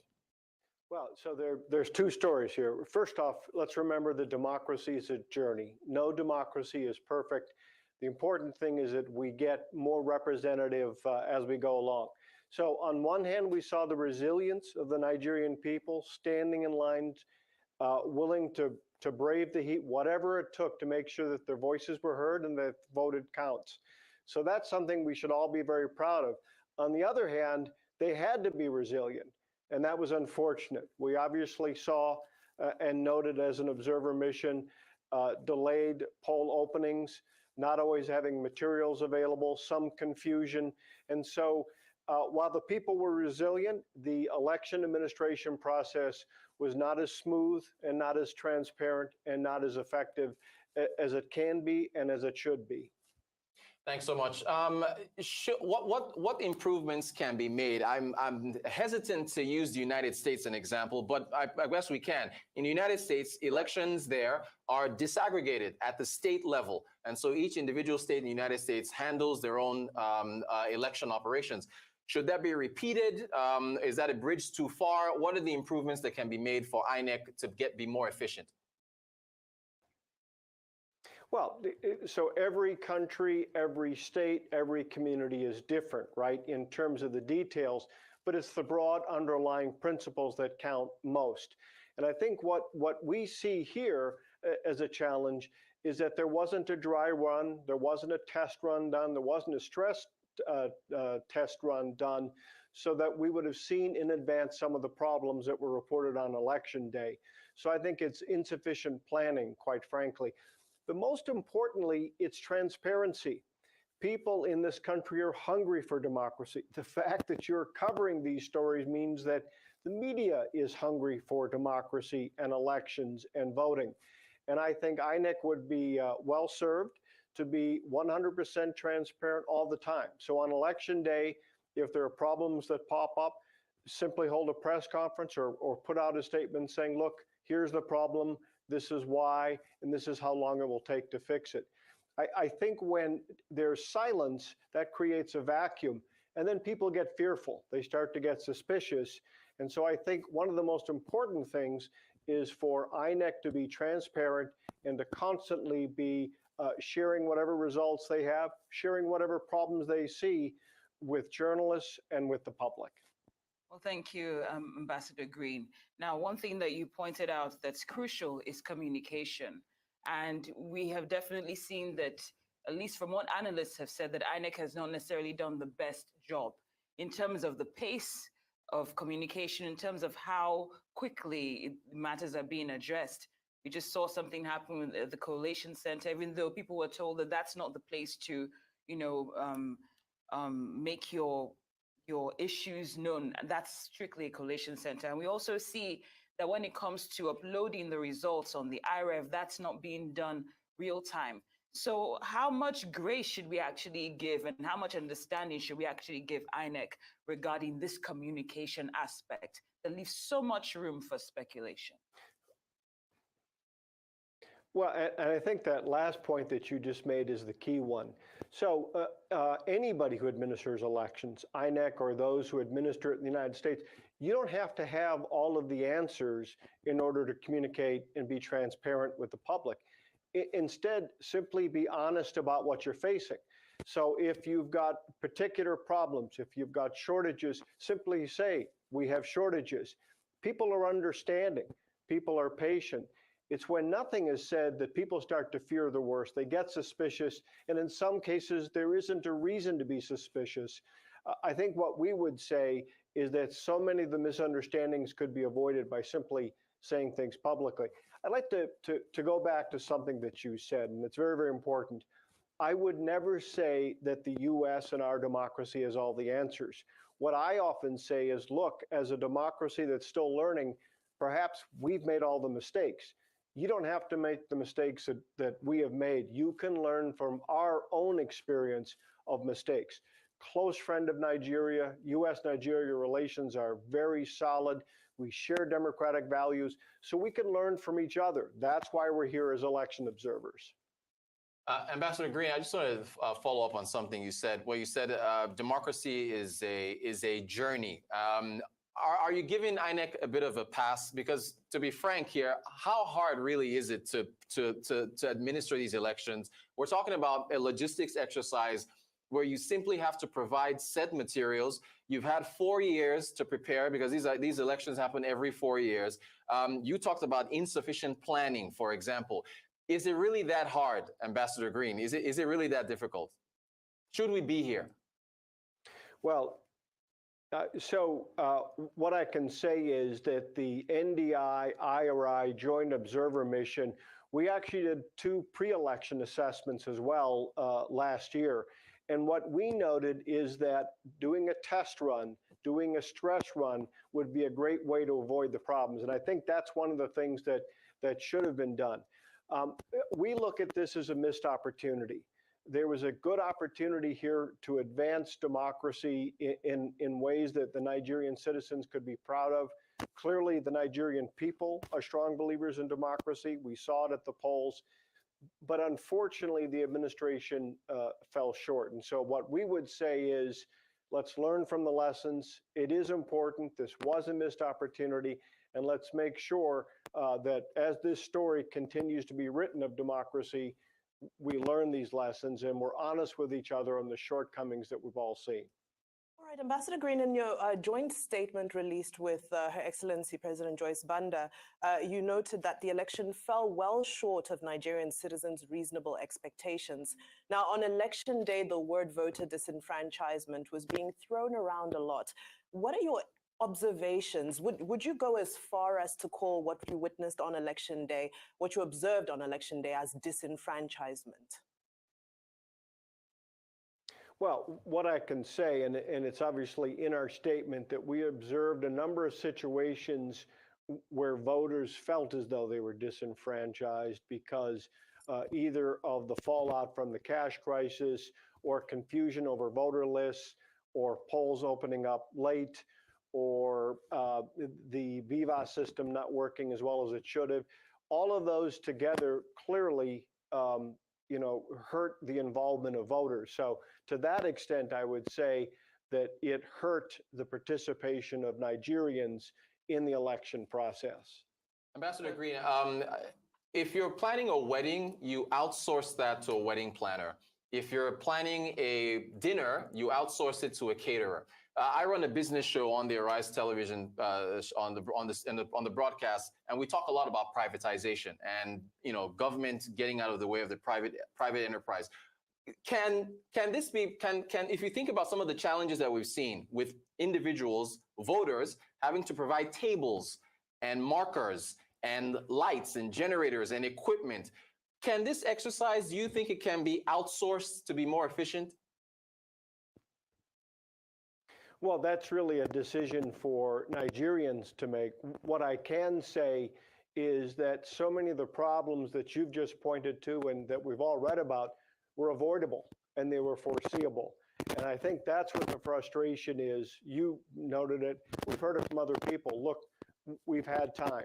Now, the Election Reform Act of 2022 was a step forward and brought about some reforms, but clearly this falls short of the kinds of democracy or the administration of democracy that Nigerians deserve. Well, Ambassador, thank you. This election has been hailed for a number of reasons, including the fact that it was not postponed. But I'm curious, based on what you saw play out in the past days, not just on Saturday, would it have been okay for INEC to have postponed these elections, seeing that they were actually not ready from what we're seeing play out? Well, again, that's a decision for Nigerians. I would say in my own part, personally, I'm glad it wasn't postponed. I think people were anxious to exercise their vote and express their voice. And that expression is important, especially with gubernatorial elections coming up quickly. So imperfect as this may be, we'll all be watching carefully. At the end of the day, Nigerians will need to decide whether these elections were credible in the sense that they captured the will of the people. We'll all be watching the results as they come in. The sooner they come in, the more transparently they come in, the better, obviously. But what we can say, what we do know, is that Nigerians are hungry for democracy, they're hungry to vote, they're willing to stand in line, and they deserve an administration and an oversight that I think is worthy of that. Right. Now, the world is watching, but more importantly, Africa is watching. On a slightly more positive note, I'd love to know, what do you feel that other African democracies can learn from the exercise that we've just witnessed here in Nigeria? There must be some positive takeaways. Oh, very much. So again, the hunger to vote, that people want to vote. I think also the lessons around planning and planning for contingencies. We have cash shortages and fuel shortages, obviously.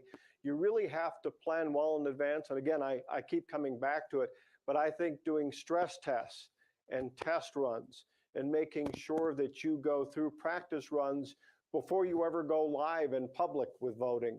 I think Nigeria can certainly provide lessons for other African democracies. And Ambassador Green, you've mentioned the gubernatorial elections is coming up in about 12 days. If we were to have this conversation with you in 13 days' time after the gubernatorial election, do you think there's enough time for improvements to be made? Oh, there are always opportunities for improvements, and clearly some of the statements that we've heard from INEC and others suggest a recognition of changes that need to be made, organization and papers and opening of polls. So it's never too late. So we're all looking forward to learning lessons and moving forward. Before the February 25th election, INEC had the opportunity of carrying out the mock accreditation. And most of the issues that were raised and recommendations that were made, it doesn't look as though, first of all, the issues that were raised were truly addressed and that the recommendations were followed through. Would you suggest that more mock accreditation exercises be done maybe way before the election's supposed to happen, and more frequency? Yes, certainly, and that even goes back to some of the recommendations that were made in the pre-election assessment. Look, Nigeria is a big country. It's a complex country. It has a wide range in its geography and such. So yes, I think advanced testing, as you put it, mock accreditation, I think that's a wise idea. All right. In your release, you made reference, of course, to the much celebrated reforms of the Electoral Act 2022. Now that you've experienced the nuances of a Nigerian election, a beautiful document, I believe we all agree. Is it achievable in any reasonable, foreseeable future? Oh, most definitely. It requires the dedication, obviously, of officials and the people. So I'll give you one real strong sign of optimism. Who administered on the local level so many of the elections were young people. We were impressed with some of the young people and their resourcefulness. You made some reference to in places where there were insufficient supplies or tables, how hard they worked to make sure that there was an opportunity to vote. I think that's a real sign of optimism. I think another reason for optimism, when I looked at the long lines that we saw in some places when the polls opened late or when the materials were a little bit late in coming, nobody left. And people stood there in an orderly fashion and talked about the importance of voting and made it clear. So I think there are lots of reasons for optimism, and the will of the people of Nigeria is strong and vibrant. So I do believe that they will continue to bring about these reforms, other lessons that we're all learning. So I think democracy in Nigeria is definitely moving in the right direction. Ambassador Green, speaking of moving in certain directions, we're in the digital age. We've got central banks around the world that are looking at, central bank digitized, currencies, CBDCs, and we've got Bitcoin, we've got cryptocurrencies. Electronic voting. Now, of course, the Nigerian constitution doesn't allow for that. We had a special report looking at voting with the possibility of voting with mobile phones. We talked to INEC about it, and individuals in the private sector, they all said we're not quite ready for that yet. What's the future of voting looking like to you, Ambassador Green? And can technology play a role? If we're having this conversation with you 30, 40 years from now, what does voting look like? Can technology ease the process based on your observation? Sure. First off, I'm like those in the private sector that you spoke to. I don't think we're quite there yet, but most definitely we are well into the digital age. We're into the virtual age. And so I think that there are lots of ways that we can better harness technology. Technology done right breaks down distances. In a country, again, as big and as diverse as Nigeria is, technology will be our friend as we continue to move forward. I think it will also be helpful with such things as absentee voting, and which is one of the recommendations that we make, is to take a look at beginning to develop absentee voting. But all of those are made more possible with technology. We all recognize there are dangers in technology and we need cybersecurity, absolutely. But there's no turning back. We're increasingly in a digital age, and I think digital democracy will be an important part of the future.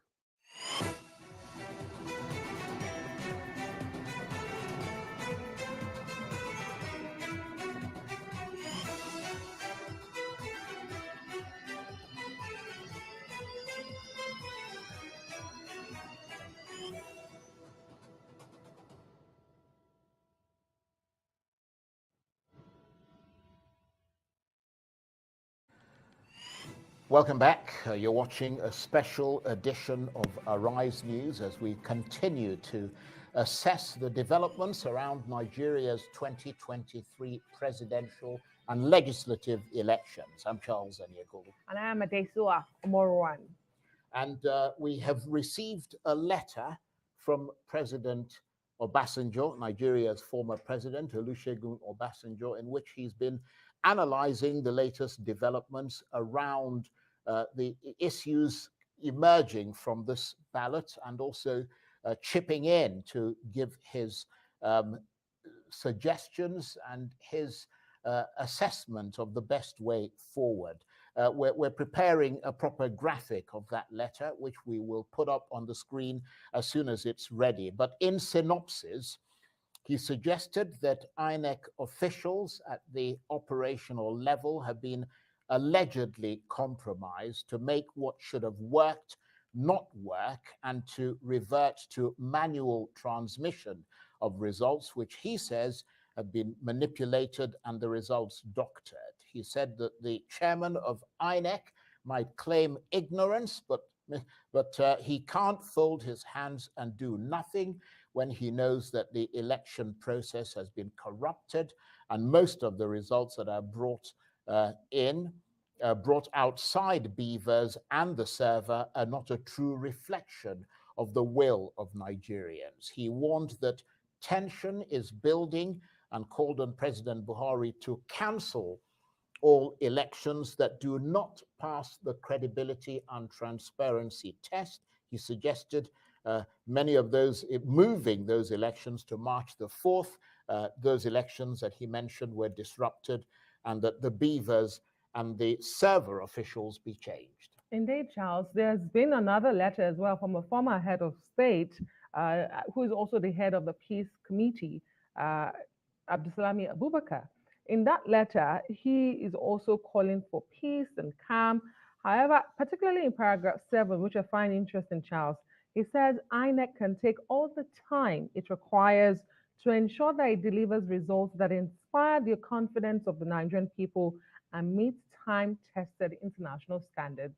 Very interesting indeed. And you can see that this is not just a sort of sideline, sort of a side crisis. It's now taking center stage. Let's bring in RISE analysts who are with us. Dr. Constant Ikoku is with us in the studio, and in our overflow offsite studio is RISE legal analyst Chinwe Izebu. Let's come to you first, Constant Ikoku. Thank you very much indeed for joining us. This crisis now clearly deepening. Letters from President Obasanjo, Abdul Salami Abubakar, President Obasanjo pointedly calling for the elections to be cancelled, or at least the places where they were disrupted. What do you make of it? I mean, Charles, it's been a remarkable few days, astonishing occurrences from different parts of the country, and there have been heightened levels of agitation.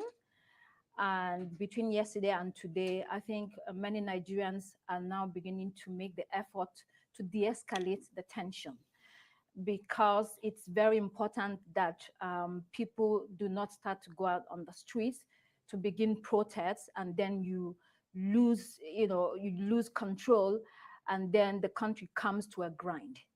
This is a very important election, as we have seen. The whole world is watching, Nigerians are watching. But these two letters from these two former heads of states, in fact, Obasanjo, we know he always writes letters.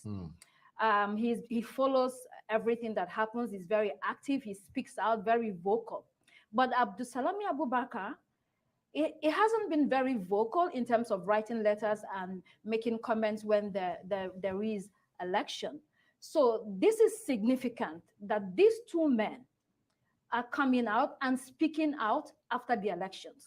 And I think one of the reasons why they are speaking out is that they want the country to remain together. They want a united Nigeria. No one wants the country to implode, because if that happens, where are you going to put all the people in this country? We are more than 60% of West Africa. So when people begin to move out, what are you going to? You cannot handle it. So it is critical that Nigeria is able to manage itself. But the letters are very, very strong. They came out saying categorically that there are problems that need to be addressed by the INEC Chairman. Yesterday, when the INEC Chairman addressed the press, he sort of pretended that nothing was happening. He went on to say, we'll continue with the collation of results. But today, in the morning today, he did similar, but in the evening, he began to say, okay, we will look into the grievances. I think, of course, maybe people have begun to speak to him to say, sir, you must do something. This is about legacy. It's not only about, the elections. You want to leave a legacy after a couple of elections that you have organized. So this is significant that we are having letters from these two former heads of states. And I want to, sort of look at them. So for instance, Abdul Salami, he mentioned strongly, he used the word, he said, INEC must start and escalate investigations wherever, people are complaining, because he also commended from the beginning, commended Nigerians for coming out. The turnout has been massive. Okay, so if people have turned out to vote, you cannot discountenance that. You cannot disenfranchise them. So you must do something about it. He mentioned voter suppression, which it seems has been happening across the country. He talked about inducement of voters, deliberate frustrations, challenges with equipment. He laid it all out there. And then to Obasanjo also mentioned about legacy. He spoke directly to President Muhammadu Buhari. This is about what you leave behind you when you get out of office. So do you want that? Do you want to be remembered as the president who handed us down a good election or not? So these are my general thoughts for now. Indeed. I mean, what are the odds, Constance, no pun intended, that these two former heads of state and former presidents have things that are constant in their letters? They're calling for calm and peace. they identify problems and offer solutions. But how significant are these letters to occurrence on ground? Do you think anybody's going to even hit these letters? Like you said, former President Olusegun Obasanjo is a serial letter writer. Indeed. Let me tell you something. So on the eve of the election, I was talking to a taxi man, and he told me he lives in Suleja. Suleja, for those who don't know, Abuja is outskirts of Abuja, so it's a bit of a distance. So he told me he registered to vote inside Abuja. He will not go home. He will keep circling and working throughout the night and then find somewhere to sit down and sleep in his car because he really wanted to vote. There are so many Nigerians like this taxi man. And I think people like Abubakar, former President Abubakar, and former President Obasanjo, they are looking at this and seeing that Nigerians are taking this election seriously. They are saying that we want a new country. We want the country to chart a new path. We want the country to go in a new direction. So we cannot let them down. These people have nowhere else to go. Of course, there is the middle class who have the funds and the wherewithal to live if they want. Majority of Nigerians cannot leave this country. They are stuck here. So I think that is one of the reasons why these presidents are talking. And then, of course, the past 8 years has been very difficult. Everybody acknowledges that for Nigerians. So this is an opportunity to turn a new leaf. And I think that's why they're coming out very strong.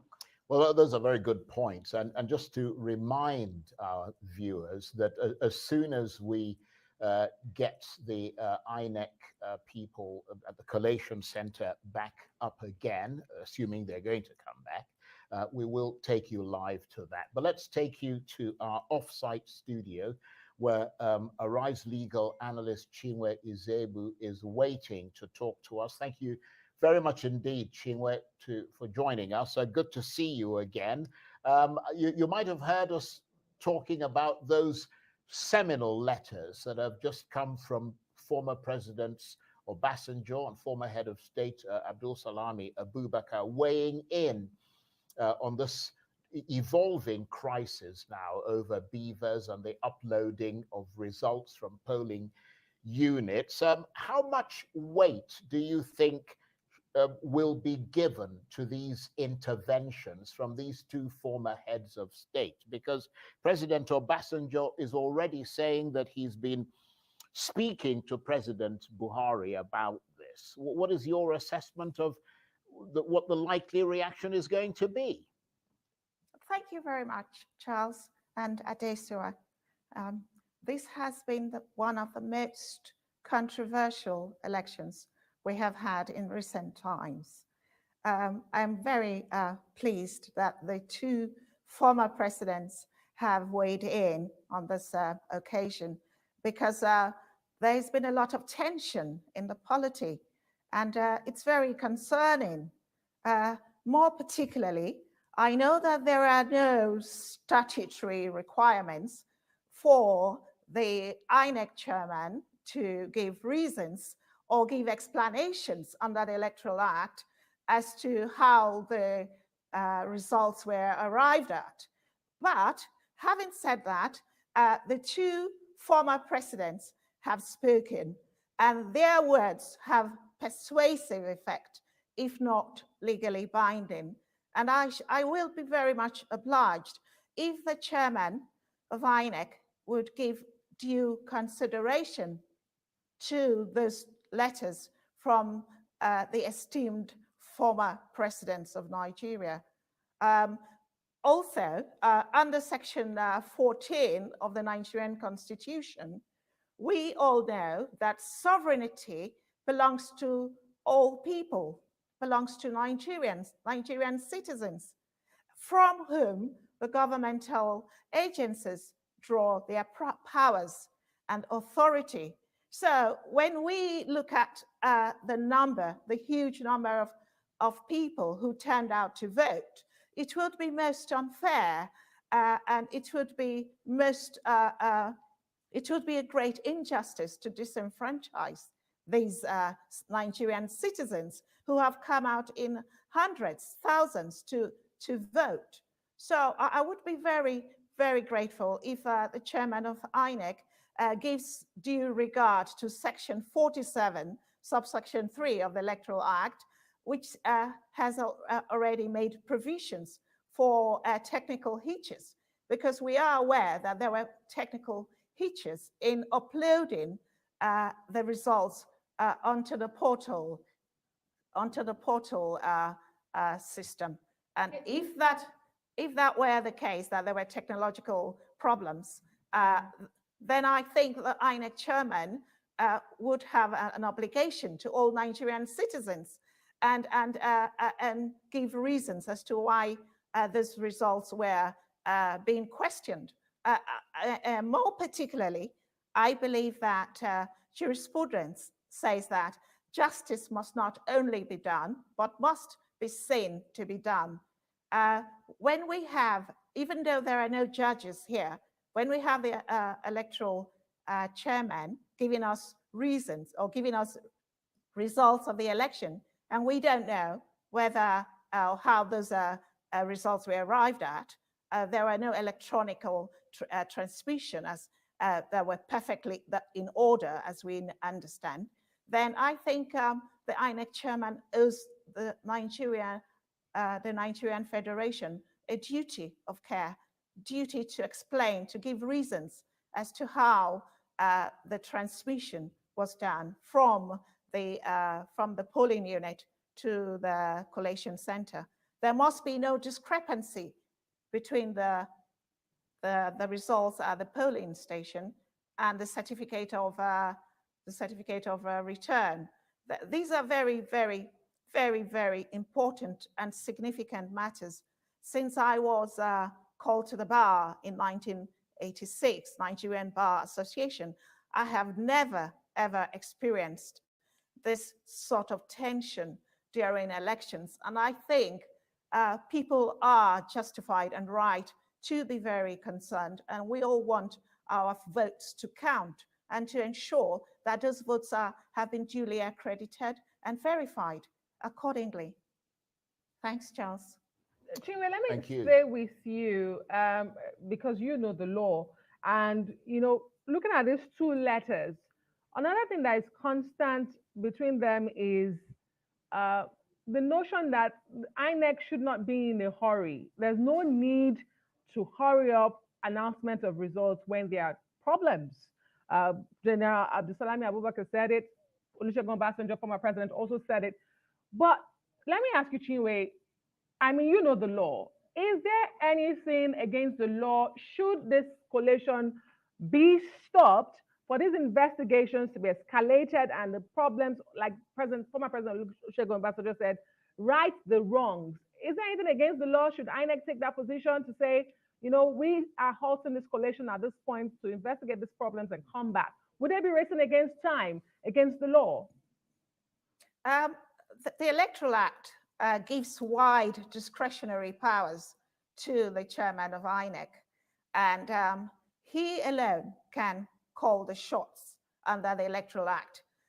If he does require further evidence, then it is in his discretion to call for such further evidence from all polling units. That may well take a while, but I think the delay is well worth it.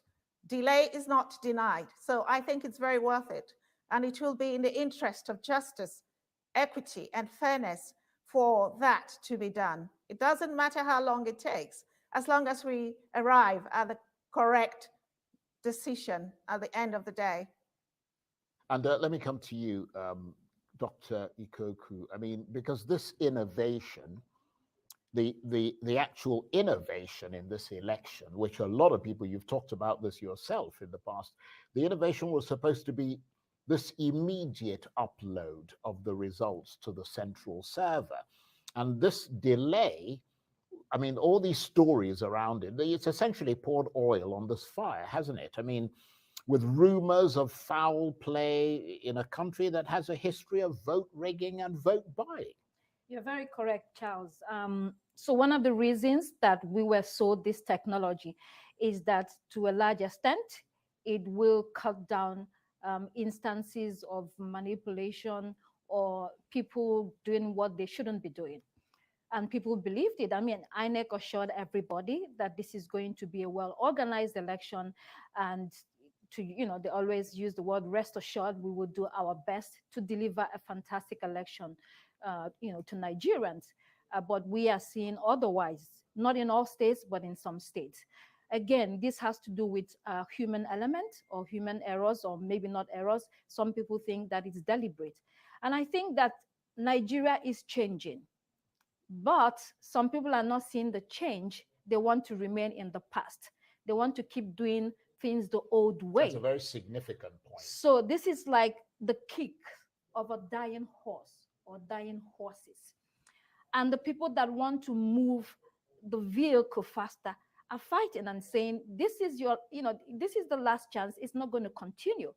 So people that are used to cheating, gaming the system, insisting that we must continue that way.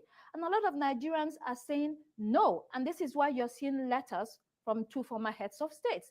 Maybe these people are old, President Obasanjo and the other president, they are old people. Maybe they are looking at what can we give to Nigerians before we pass away? An egalitarian society. Look, you cannot have peace and stability without fair play.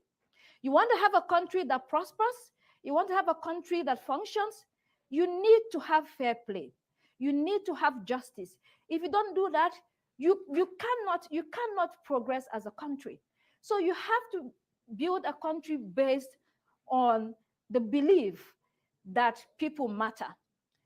The days of, you look at people and you have very condescending treatment of Nigerians as public officers. You're supposed to go to public office to serve. You're not there to serve yourself. And the people that you're serving, it doesn't matter if they're the middle class or the bottom class and they don't have money. It doesn't matter. What matters is that you ask them to put you there as an officer. You have no right not to take into account what they are saying, their observations. You have no right not to do so. So I think that's why we're seeing this letter. And like I said before, Nigeria is changing. We don't know if it's going to be able to push through in this election, but it's looking like, if not completely, maybe it will get somewhere. Okay, and just to say, Adesua, that I can't see how President Buhari, who is looking out for his legacy, would completely ignore all of this. I expect that there will be some reaction from him at some point soon. Indeed, and it should be soon, because we've heard him speak repeatedly on home soil and on the international scene. When we went to DC last December at the International Peace Institute, he gave a speech and talked about the same legacy. At that point, he said to the international community at the Peace Center in DC that he had given INEC all it needed to execute and prosecute credible elections, and that they had no excuse whatsoever. When he went to UNGA, the United Nations General Assembly, earlier in the year, last quarter of last year, he made that profound speech about credible elections on the continent of Africa, especially at a time when we are seeing rising coups in the south region of Africa. So he has to make something. He has to say something at this point. That's a very good point. And let's bring you that piece of news that we've been analyzing. Our analysts, Arise News analyst Dr. Constance Ikoku and Chinwe Izebu, our legal analysts, have been chewing over those letters from former President Olusegun Obasanjo, as well as former head of state Abdul Salami Abubakar. President Obasanjo recommending that all elections that do not pass credibility and transparency should be cancelled. He's written an open letter to President Muhammadu Buhari. In it, he says, where beavers and servers have been manipulated, those ballots must be declared void. In his words, quote, "It is no secret that INEC officials at the operational level have been allegedly compromised to make what should have worked not work, and to revert to the manual transmission of results, which is manipulated and the results doctored." Indeed. Well, the chairman of INEC may claim ignorance, the letter says, but he cannot fold his arms and do nothing when he knows that the election process has been corrupted, and most of the results that are brought outside Beavers and Seva are not true reflections of the will of Nigerians who have made their individual choice. At this stage, we do not need wittingly or unwittingly to set this country on fire with the greed, irresponsibility, and the unpatriotic act of those who allegedly gave money to INEC officials for perversion and those who collected the blood money. He went on to say, quote, "Your Excellency, President Muhammad Buhari, tension is building, and please let all elections that do not pass the credibility and transparency test be cancelled and be brought back, with areas where elections were disrupted for next Saturday, March 4th, 2023, and Beavers and server officials be changed. To know which stations or polling units were manipulated, let a committee of INEC staff and representatives of the 4 major political parties with the chairman of the Nigerian Bar Association look into what must be done to have hitch-free elections next Saturday," end quote.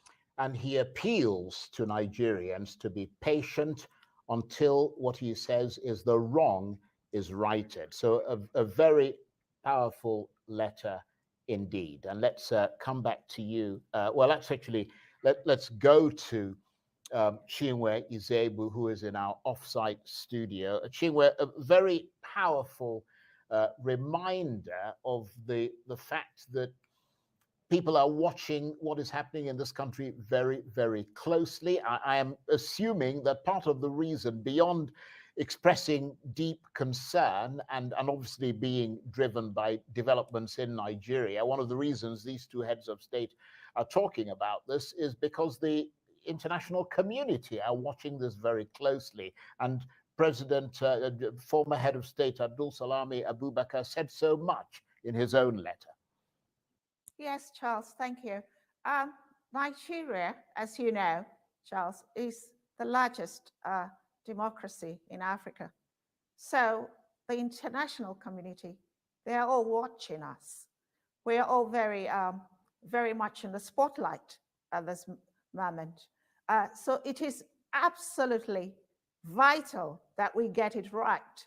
And if we are not able to arrive at credible election results at this stage, then in accordance with the former president's letter, Olusegun Obasanjo's letter, and Abubakar, I would strongly recommend that the election results be suspended, and in the interim, another election dates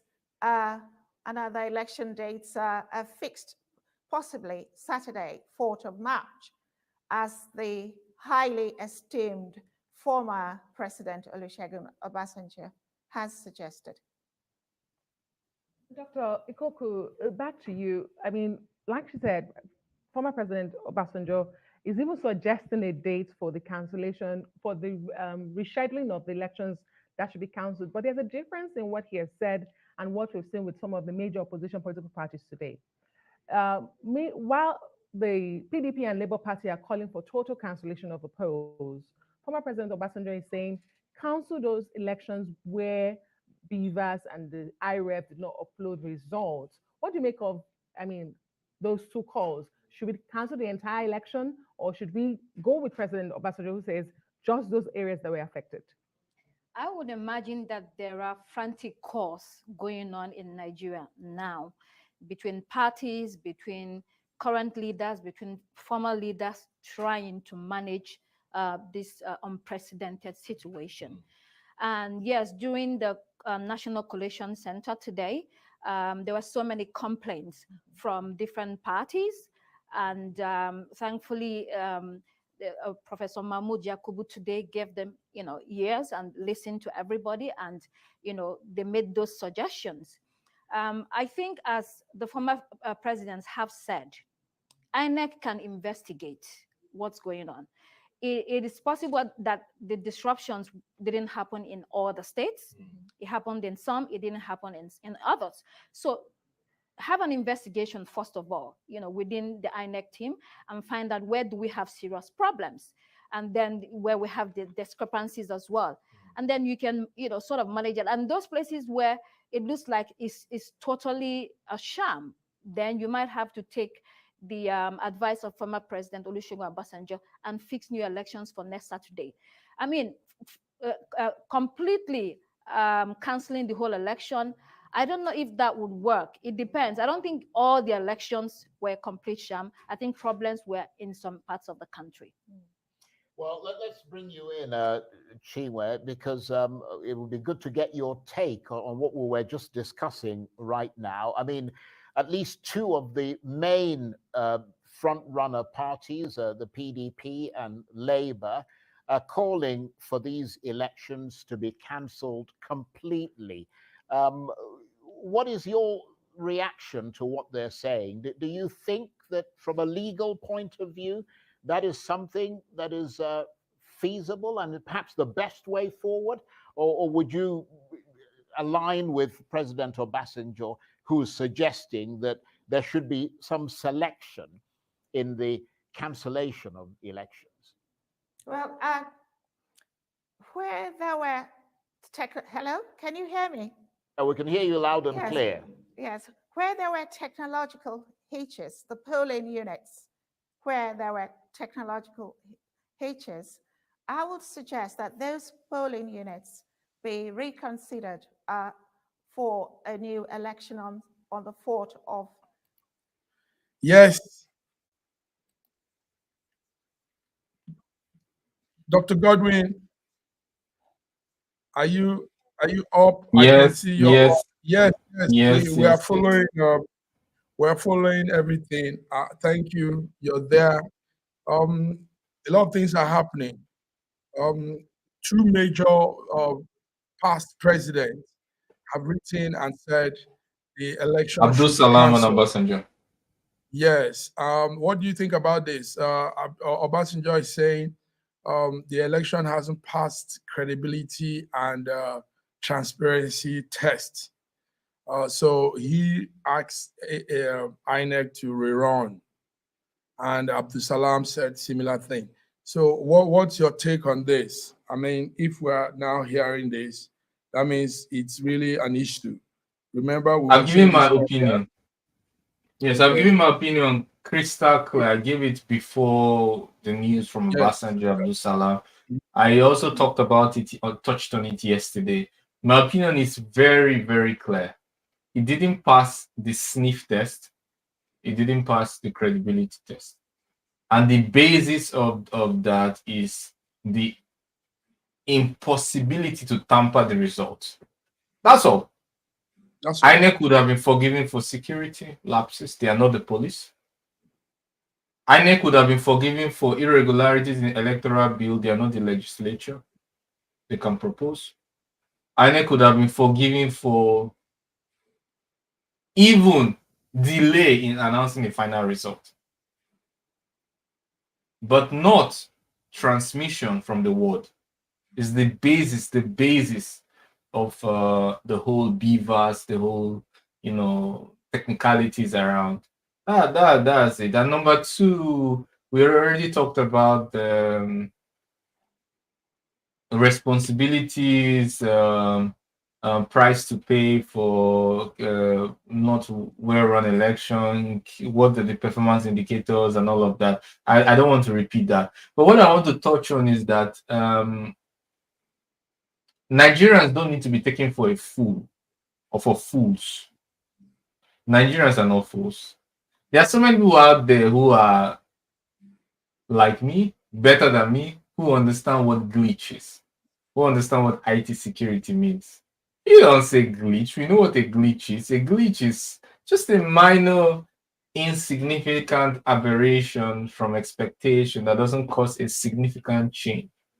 This is not a glitch. This is a fundamental inability to get the not just satisfaction, but the credence, the belief instilled in people that they exercise their voting rights, and what is reported represents their will. So it's clear that there should be a rerun of the election. It's clear that all is not bad, all is not spoiled because in terms of the time spent, because it's valuable experience, and I believe some of the lapses we see here, we will not see them again. Also, by then the new Naira note would have circulated a little bit more. Yes. Maybe fuel scarcity would have been alleviated a little bit. The whole combination of fuel scarcity, more new Naira note shortages, all combined to have caused some of the inability in terms of turnout, not uploading to the server. What the problem with uploading to the server is a major, either it was a planned failure, that it was planned not to upload it despite the promises made, or the system was failed or it was hacked in such a way that it caused not just a localized failure, but it caused a failure that could not be corrected by redundancy. It caused a failure that caused a fundamental, not just violation of the Electoral Act, but a fundamental change in the whole global scope of the operation as managed by INEC. And that is the kind of, that you cannot call that a glitch. That is not a glitch. That is a systemic collapse of the electoral system. It's a systemic collapse of the system of operation. It's not what Nigeria. There's no Nigerian who expected this. This is not my opinion. Anyone who doesn't agree with what I've said, just call any random 9 people and you ask them, or the random 10 people, and ask them if they feel that this election passed the sniff test. And then if you have anything different, that more than 10% say something different from what I said, then I'm welcome to have a discussion on this topic. But everyone who I talk to, everyone who I write, who communicate with me in the studio, we also have panelists. All around, everyone says that, look, this looks like rigging. I am not even calling it rigging. I'm calling it systemic failure. But some people go ahead to say that it's rigging, so it was intentionally perpetrated to cause. Thank you very much. Thank you very much. Good word. So your words align with the two former presidents of Nigeria, Olusegun Obasanjo and Abdul Salam. They all said this whole thing has not passed credibility and transparency test. So let's go back to the new INEC newsroom. They are still bringing up updates. We don't know what they are still bringing updates for. If people are saying everything is a sham, I think they probably should stop updating and think of rerunning. So, but let's see what they are bringing up and follow through. Thank you.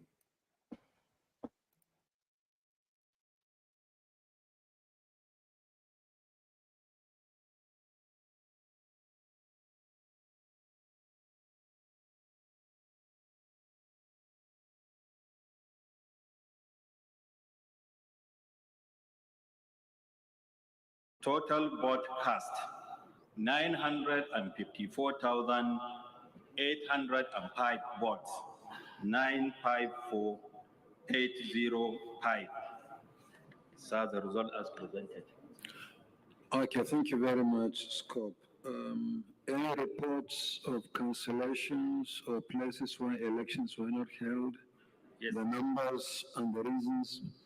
There was some cancellation in 20 local government areas, 41 RA, 50 PUs, and it is as a total number of cancelled vote 52,846, 52846, and it is as a result of overvoting and malfunctioning of BMAS. Okay. Any comments? Any suggestions? Yes, there's a hand there. Thank you, Mr. Chairman.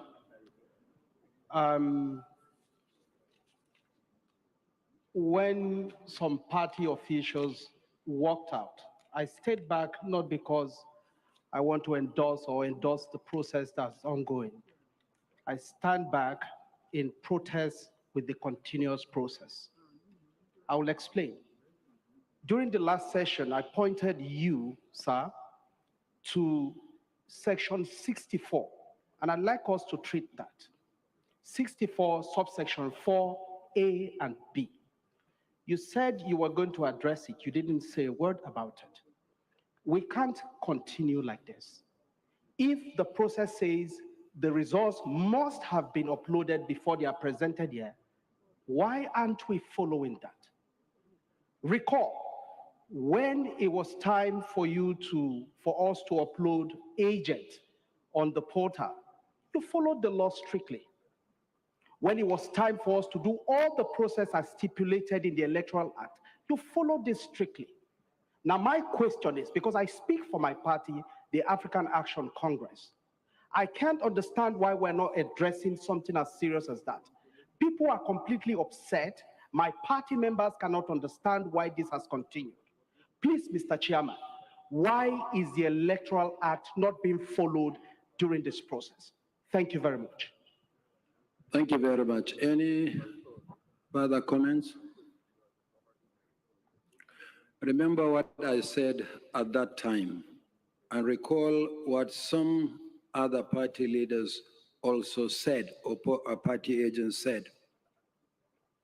They referred to that section of the law and also referred to the section of law that empowers the Commission to review.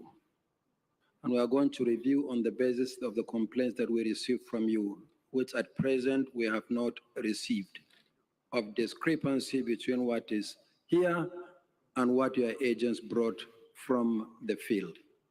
This will be done. So please, if you have any observations, any comments, or any discrepancies, please point this out.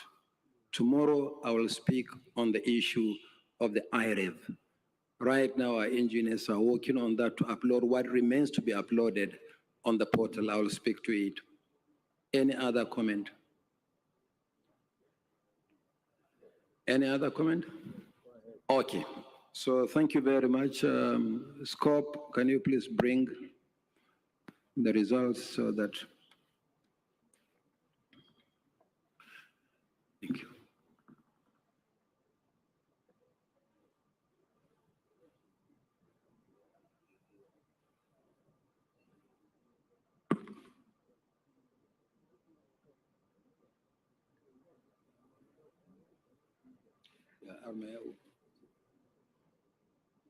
Did he use the continuation in addition to?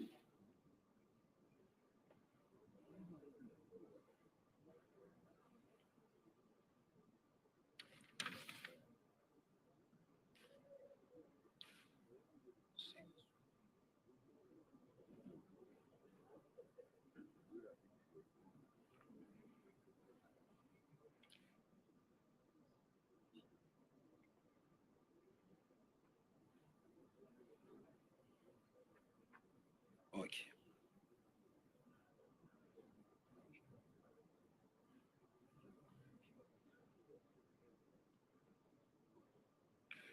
Can you sign in the stamp?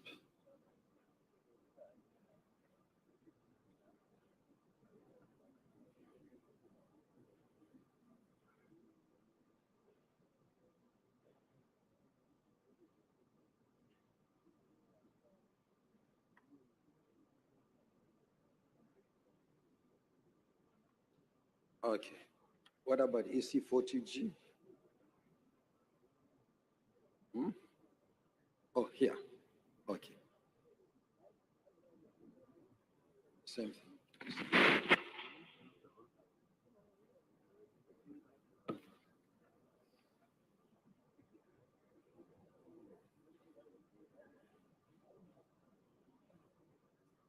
Okay. Thank you very much. Thank you very much. Thank you.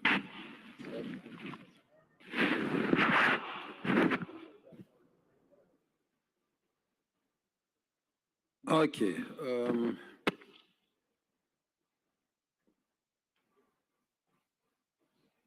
Next is Adamawa. Is Adamawa ready?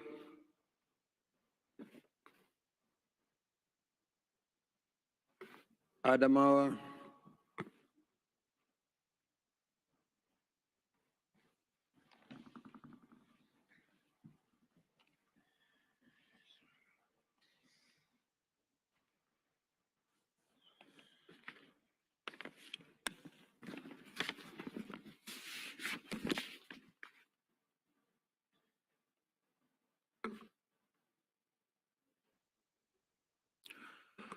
Okay, Rek, please introduce yourself and let the scope introduce himself and present the results.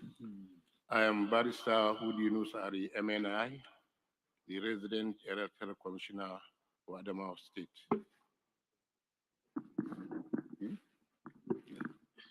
My name is Professor Mohammed Laminu Mele, the Deputy Vice Chancellor, Administration, University of Maiduguri.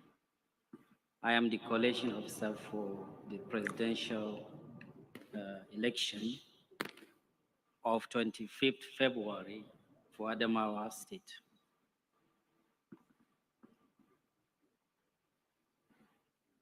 So I hereby present the results.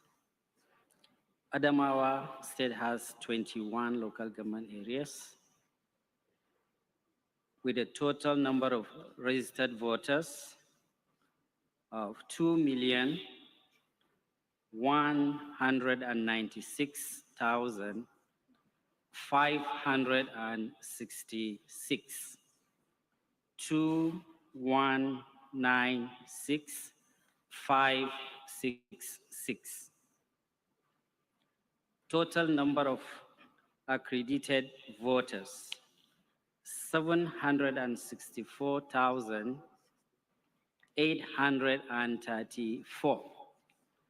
764,834. The total number of votes received by the presidential candidate of each of the political parties are as follows. A, 654, 654. AA, 536, 536. AAC, 646, 646. ADC, 3,398, 3,398. ADP, 1,906, 1,906. APC, 182,881, 182,881. ABGA, 887, 887. APM, 650, 650.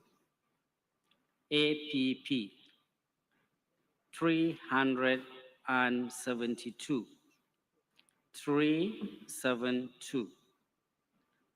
BP, 522, 522.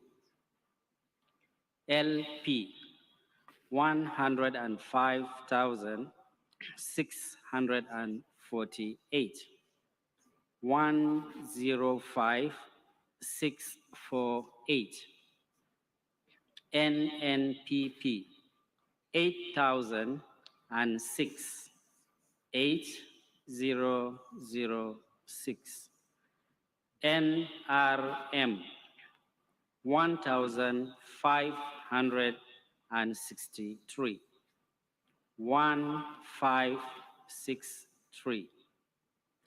PDP 417,611, 417,611. PRP 701, 701.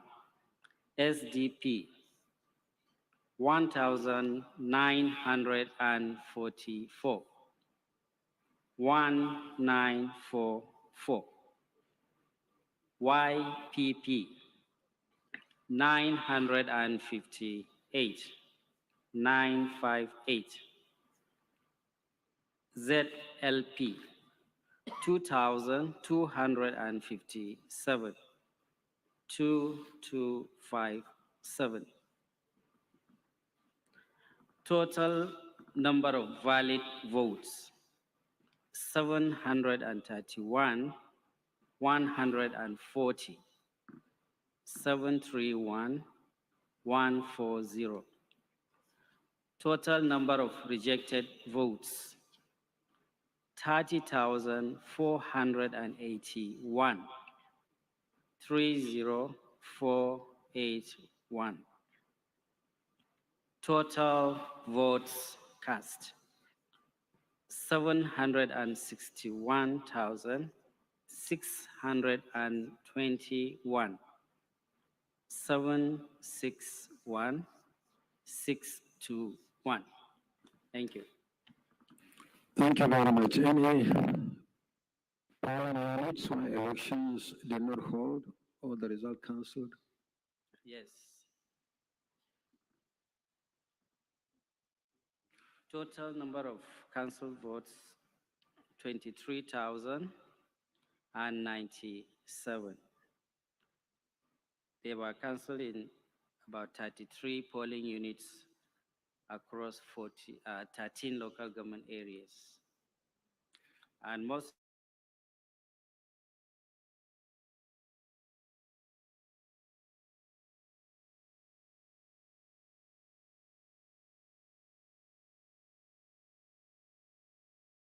of the reasons are. Any observation? Okay, thank you very much. Please submit your results. Thank you, Adama.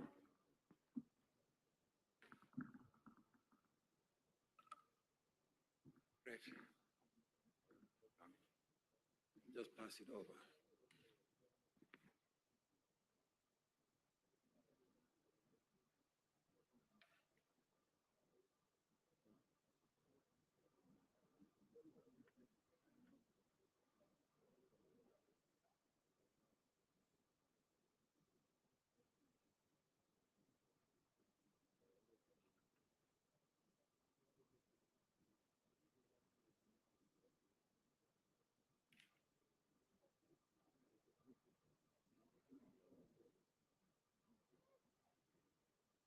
Okay, can you sign and then stamp? Just as we did for this one.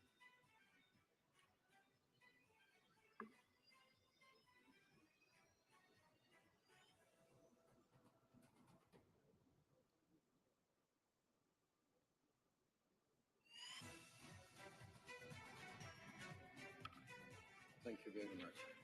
Thank you. Thank you. Thank you. Thank you.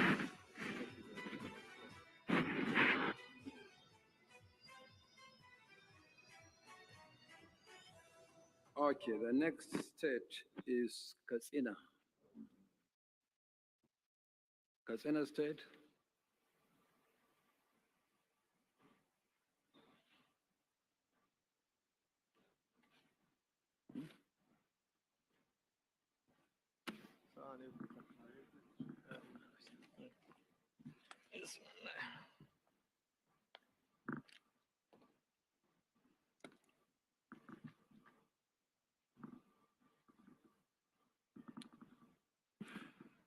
Sarek, introduce yourself. Let the scope introduce himself, and he presents the result.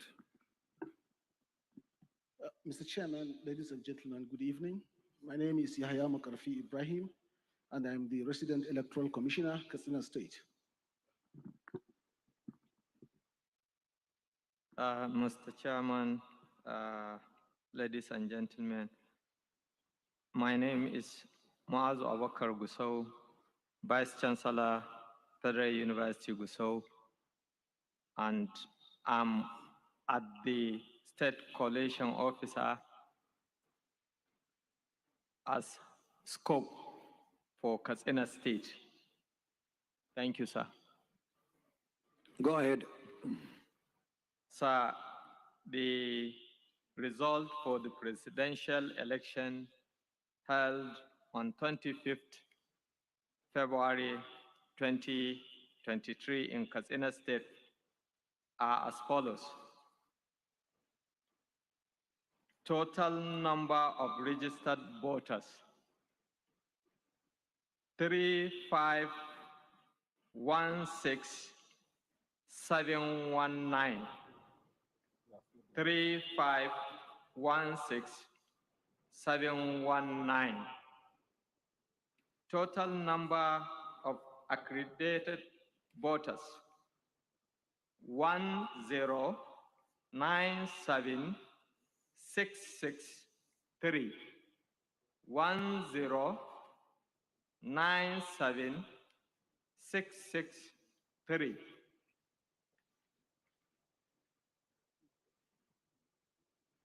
Total number of votes received by the presidential candidate of each of the political parties are as follows.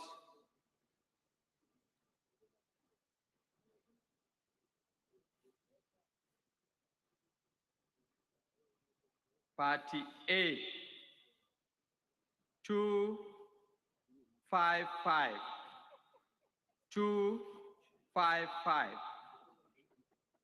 AA, 523. 523. AAC, 234. 234.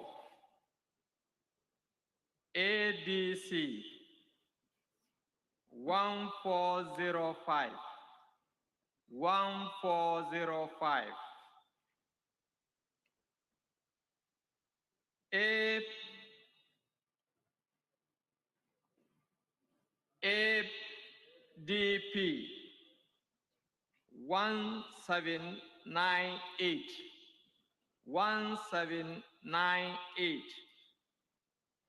APC, 482 283. 482 283. ABGA, 1391. 1391. APM, 603. 603. APP, 269. 269. BP, 327. 327. LP, 6376. 6376. NNPP, 69386. 69386. NRM, 1053. 1053. PDP, 489045. 489045. PRP, 1986, 1986, SDP 339, 339, YPP 1029, 1029, ZLP 371, 371. Total valid vote 105673. 105673. Rejected vote 32514. 32514. Total vote cast 109187. 109187. Thank you, Mr. Chairman. Thank you, Scope. Are there polling units where elections did not hold or cancelled? Yes, sir. There are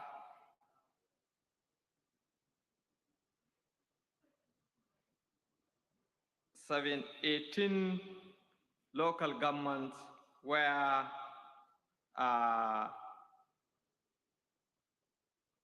were affected, and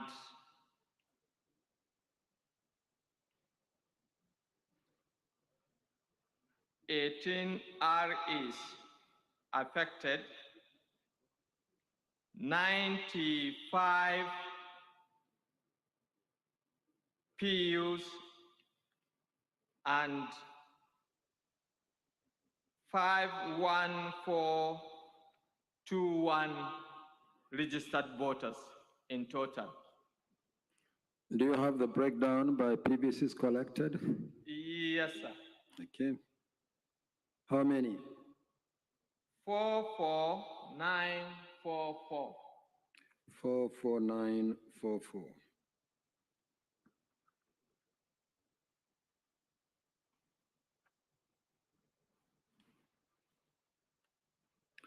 Okay, thank you very much. Party agents, any comments? Okay, please come forward to submit your report.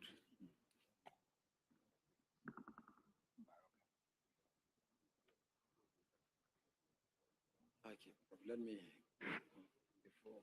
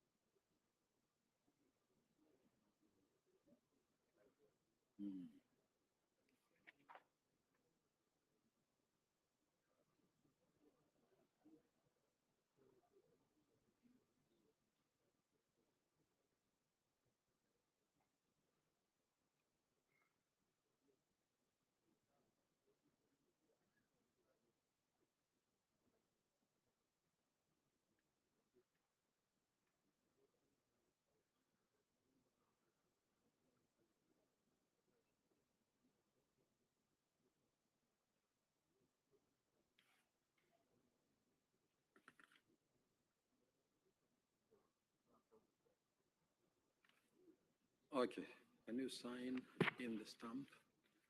Inside the stamp, sign.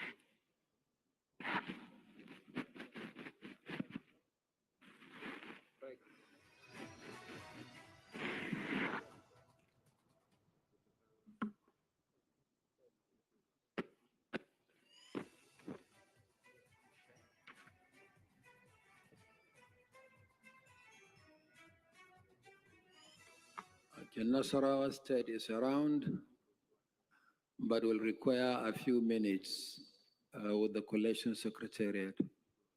So we take Nasarawa and then see if there are other states. We either take a break and come back, or if there are no other states, then we may reschedule for tomorrow and continue. So Nasarawa, please, Collation Secretariat, be fast so that we can take Nasarawa and any other state that comes. Thank you.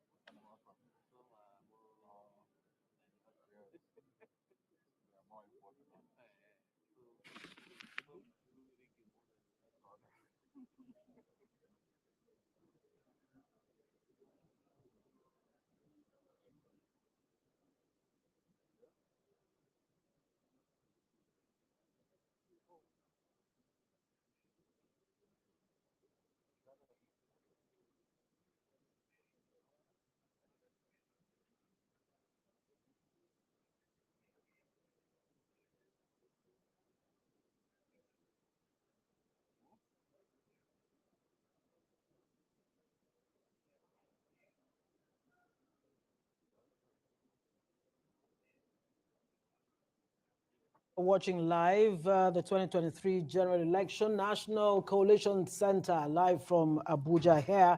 A number of states have been announced while INEC awaits the results from Nasarawa State. In the meantime, let's quickly bring in our guests. But before that, let's just tell you that 2 days after polls closed in Africa's largest democracy, votes are still being counted, and Nigeria still awaits her next president. Electoral body INEC has announced presidential results from 10 states so far. The biggest upset is perhaps from Lagos, where Labour Party's Peter Obi clinched victory in a traditionally APC stronghold. His closest competitor, Bola Tinubu, a former Lagos state governor, came second. We'll have more on the results announced today in a minute. Well, joining us now to make sense of happenings we have seen so far on our special coverage is Dr. Sam Amadi. Good to see you, and thanks for your time. This is a moment Nigerians and the world have been waiting for. But again, let's start from the breaking story. Nigeria's former president, Olusegun Obasanjo, has written and expressed his feelings and concerns about this polls. You've seen that that press release by Nigeria's former president. Let's listen, and then we'll come back to you and make sense of what that is about. Absolutely. It is no secret that INEC officials at operational level have been allegedly compromised to make what should have worked not to work, and to revert to manual transmission of results, which is manipulated and the results doctored. The chairman of INEC may claim ignorance, but he cannot fold his hands and do nothing when he knows that election process have been corrupted, and most of the results that are brought outside beavers and server are not true reflection of the will of Nigerians who have made their individual choice. At this stage, we do not need wittingly or wittingly to set this country on fire with the greed, irresponsibility, and unpatriotic act of those who allegedly gave money to INEC officials for perversion and those who collected the blood money. Let me appeal to the chairman of INEC, if his hands are clean, to save Nigeria from the looming danger and disaster which is just waiting to happen.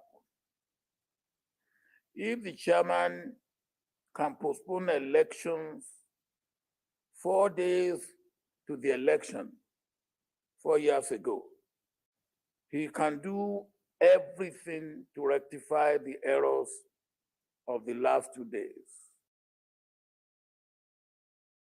Responded, calling that Obasanjo's mischief and hypocrisy on display again. Dr. Amadi. Yeah. I think, look, I'm a critic of Obasanjo, President Obasanjo, former General Obasanjo, or General Obasanjo retired. But I think he has provided for us the clearest path. Recall that on the night of this election, I did say that this was the lowest. I mean, it was a disaster that INEC could not upload the election. The heart of the electoral reform was the electoral transmission. And by the way, let's clear one point. The argument of INEC, the chairman, is a lame one. Look, Section 60 says you have to transmit the election in the mode INEC has determined. The debate was whether to say it must be electronic or not. The National Assembly, in its wisdom, considering certain disparity on technology penetration and all that, says INEC would determine the mode. INEC makes a guideline, clause 38, saying the mode we have chosen.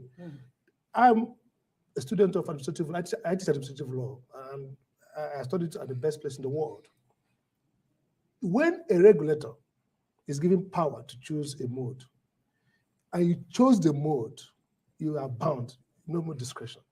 By a guideline, which is a law, INEC says the mode we have chosen, since the National Assembly has delegated to us the responsibility to choose a mode, which is the best because of expertise, we have chosen mode A. INEC has no more discretion. And so Festus Keyamo is absolutely wrong. There's no discretion. So what a person is saying is this. This election has been compromised in many ways. Instead of saying cancel everything, the Electoral Act provides a window which says INEC has the powers to nullify elections in areas where there are either violence, irregularity, or whatever. So 2 ways to look at it. When Dino Melaya says, Mr. Chairman, there's a problem. The thing with INEC is that, and I've been saying it for over 4 years, INEC doesn't act like a regulator. A regulator has administrative adjudication. They should have first looked at this election, settle the facts, do an inquiry. All these various places alleged, governors, this like Rivers, when Wike was alleged to have done all kinds of things, results cancelled. INEC will make a finding of fact. That finding of fact is what INEC will use now to clarify the fact. So XYZ places cancelled the run. By the time they sort those facts out, then they make the decision and go ahead and declare winner based on those inquiries, those administrative clarity. That's what proposal says, rectification. So when you do that, the courts will now review your decision if someone goes to court on the basis of law. You don't expect the court to be the one who will sit and see all these 774 local governments where there are messy facts and the court, that's not the judicial function. So what INEC should do is to borrow from President Obasanjo's advisory and say, even if they continue with the collection, as soon as they finish, no announcement of anything, constitute within the INEC board, and Obasanjo gives also helps incorporate, fairly independent parties. Yeah. Review with the parties Like themselves the and Nigerian agencies, Bar Association. and review everything. And Yeah. then you now say, look, this will order a run for these areas where there are clear irregularities. The most important thing is not declare a winner, and that's really the pro-Nigerian problem. If you look at what happened in Mali, all around us, elections has been the major destroyer of democratic stability because of winner takes all. So don't say that is almost criminal to say we declare, go to court. Courts are not designed to deal with election in terms of when you don't do no voting in Obiabo, for example, where my brother lives. 500, a particular booth, 500 people, no election happened. In my local government in Gopala, Ohekelem, for example, 5 polling units, 3 no election. No, the next door, 2 no election. But so, the point so needs to those be are made. not what a court will determine. Yes. It's what you will determine. The point needs to be made very clearly that former President Olusegun Obasanjo is not calling for an outright cancellation of the election. He's saying in the places where there are question marks, big question marks, there is a need for a rerun. Now, but is it not too early to be asking for that? Barely 10 or 11 states, have been announced. No, it's not too early or late. No, look at it's actually almost getting late. Okay. Before you start announcement, if INEC had the structural, the regulatory process, as soon as elections are happening, and you're getting facts filed by the parties, complaints. I'll give you an example. What happened in 2000, George Bush and Al Gore, okay? Right. Bush, Al Gore. In Florida. In Florida. Secretary of State Harris had to make a determination, administrative determination, which is like INEC, to say after a determination, the election was stopped for 2 days. They had to go through administrative hearing, and she finally decides, I accept these child ballots and few votes. I make a call for Bush. It's then, like the summers, they went to court, Supreme Court, and the Supreme Court says, we have found that decision. But the missing link here is that finding of fact. What happened? You have to do that before you call the results. What happened as to the question of why were you not able to upload on the IREF? First, what happened? 3 things. One is what happened with those areas elections allegedly didn't hold? What happened with areas elections suppressed where governors, altered? And then what happened allegedly? With IREF? Allegedly suppressed. And what happened with where IREF people are disputing results now? So you make those findings, you clarify that. Then if that's what the Electoral Act says, you can. In the past, Electoral Act does not give INEC the power to even second guess return officers. It now says INEC can. In 2019, when Governor Senator Urocha Sokorocha allegedly was alleged to have used at gunpoint to write his own results, people in INEC advised INEC, said, no, let them go to court. Wash our hand. We said, no. A man who delegates a function to somebody has a right to countermand that function if it's not done properly. Now, the Electoral Act has solved the problem. It says you INEC still have the right to cancel results. So what I'm saying now is that the rectification of Obasanjo talks about is for INEC to first sit down in this fact finding. And now he says incorporate the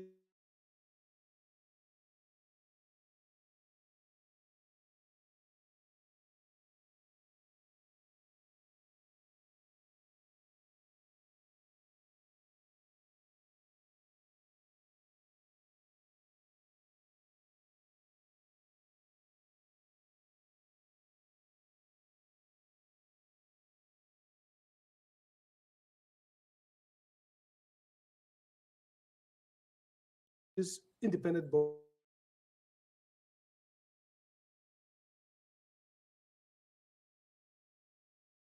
The INEC Chairman specifically and some officers Correct. from no other than Nigeria's former president. And some think that it's too late again. Yes. And what I know about presidents, including serving or retired, they have intel that is not available to all of us. So I cannot say here, all I'm going to talk about is what I know based on process and law. The president who is not a flippant fellow, the president who has towering reputation, to come on air and says corruption, I want to trust that he has his facts. Now that further reinforces the need for carefulness. I'm even talking about irregularity of fundamental nature. The EU, I listened to on Arise, the US diplomat who was part of the observers, I made very clear issues, but they understand this issue around administrative clarity. You can't just run an election without acting as administrator. Fair, balanced.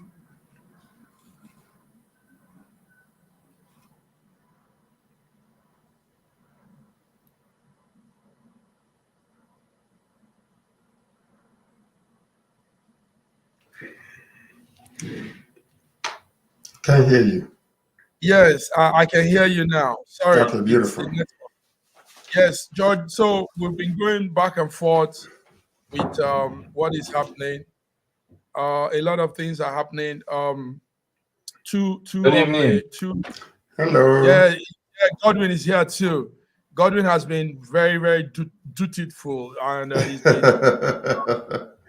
standing up in the gap for millions of people. Now, listen, you guys, 4,000 people are with us also, and many Beautiful. are clicking like, and they've been here. The interesting thing is they've been here with us, following the updates, because Nigerians in the diaspora are really eager to know what's going on.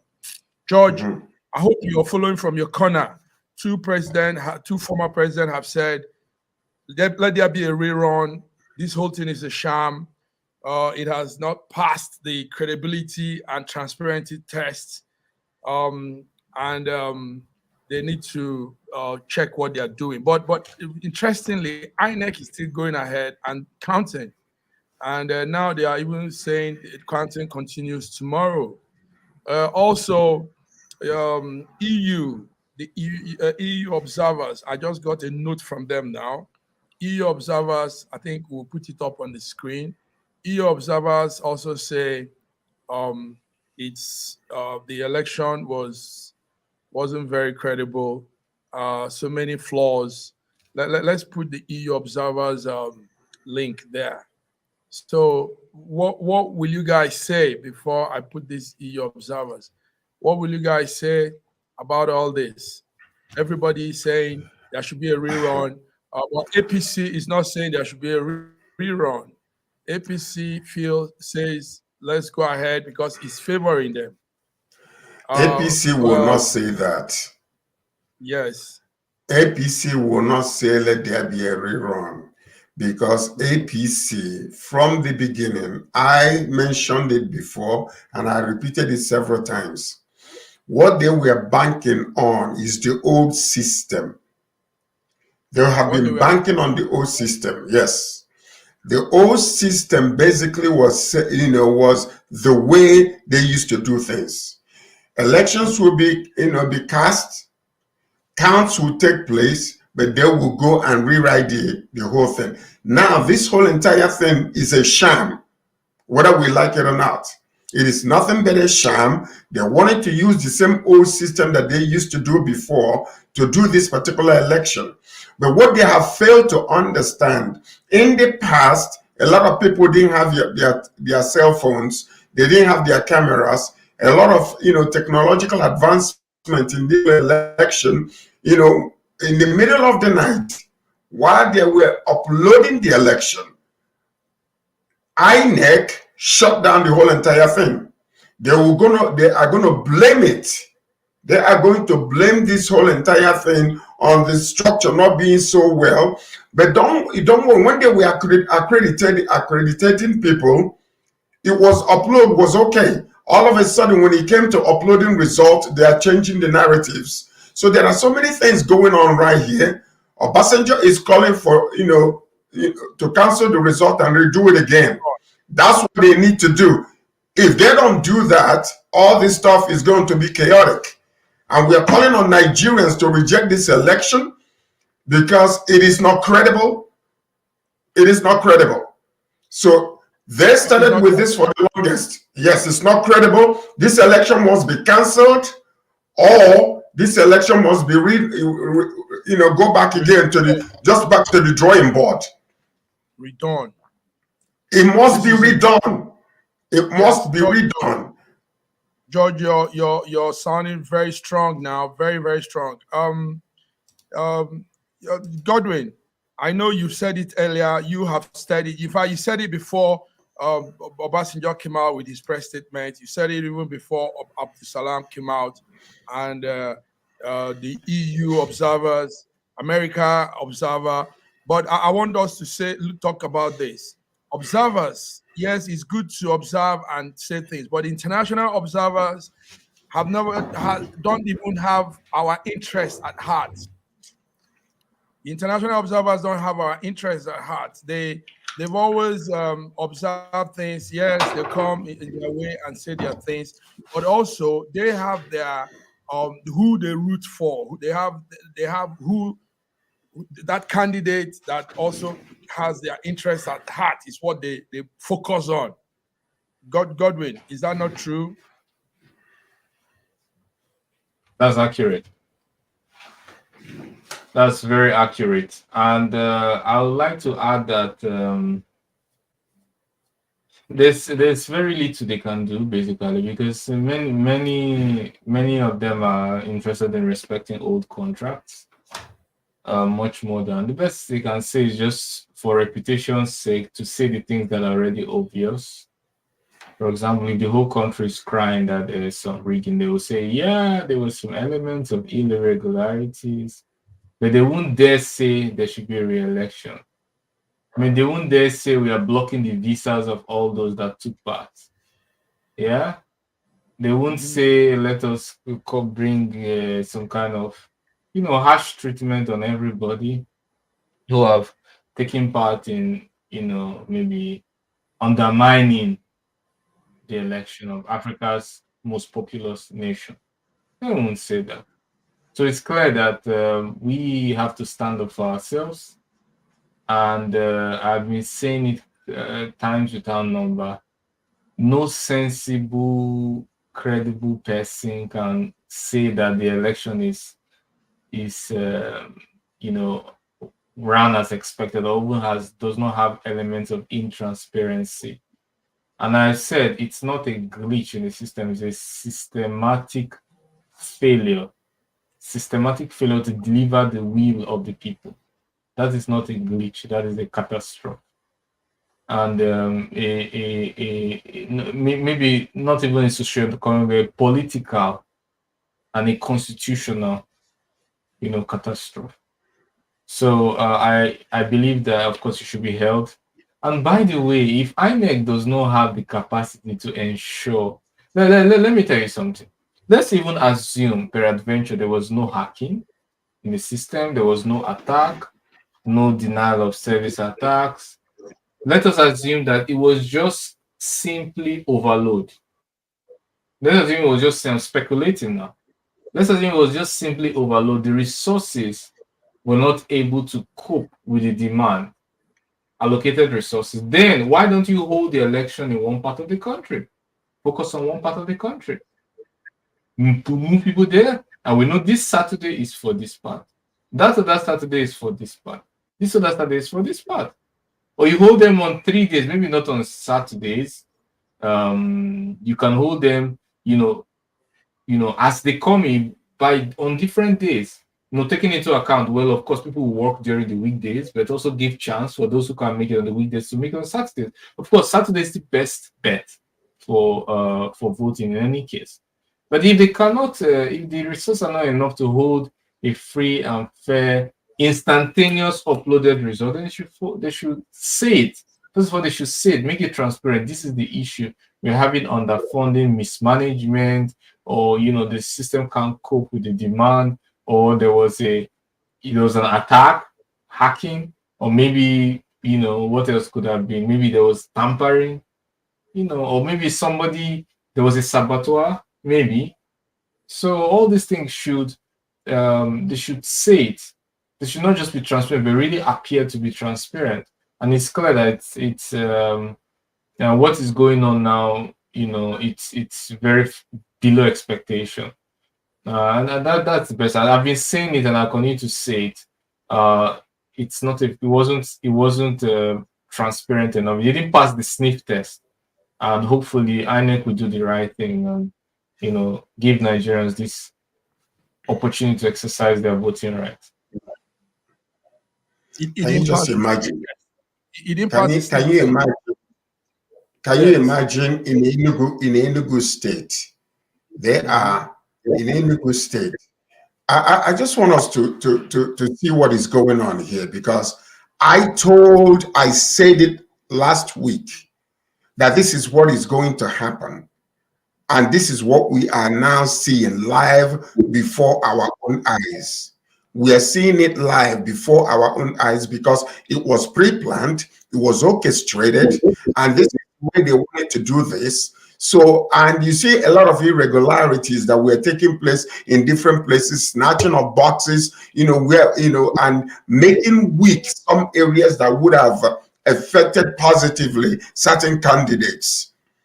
So you see, all this stuff, they have to go back to the drawing board. And there is no question about it. And I'm calling on all Nigerians who stepped out and took off from their jobs to go and vote. If your votes are not counted and you believe that this has been rigged, like we know it has been rigged, you get out there and protest.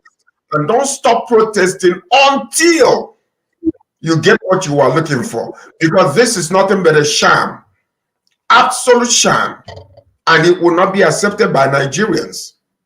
It cannot be accepted by Nigerians.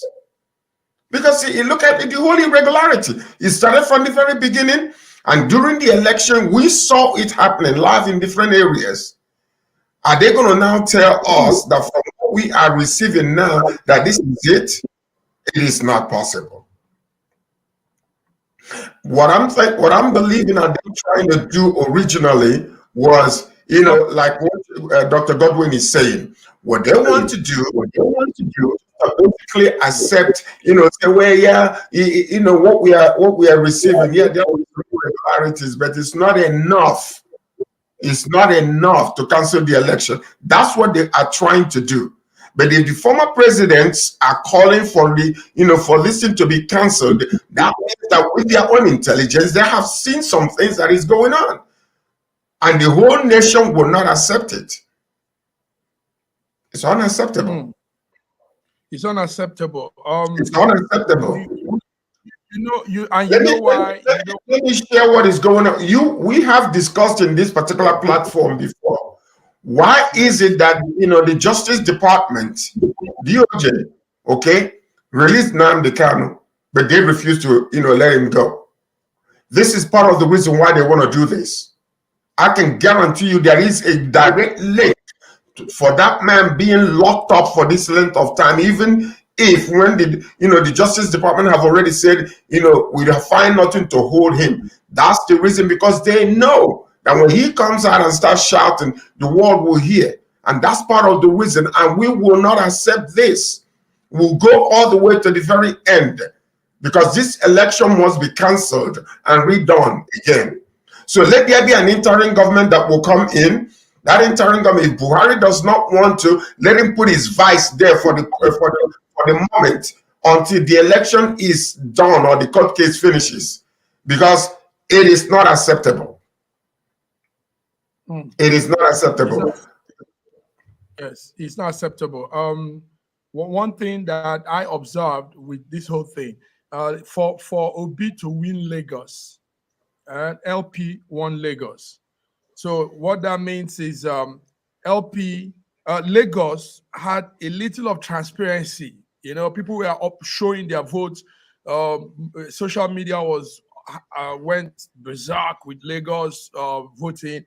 So they couldn't do much of this thing, this abracadabra they do, But you see some of these places APC is winning now.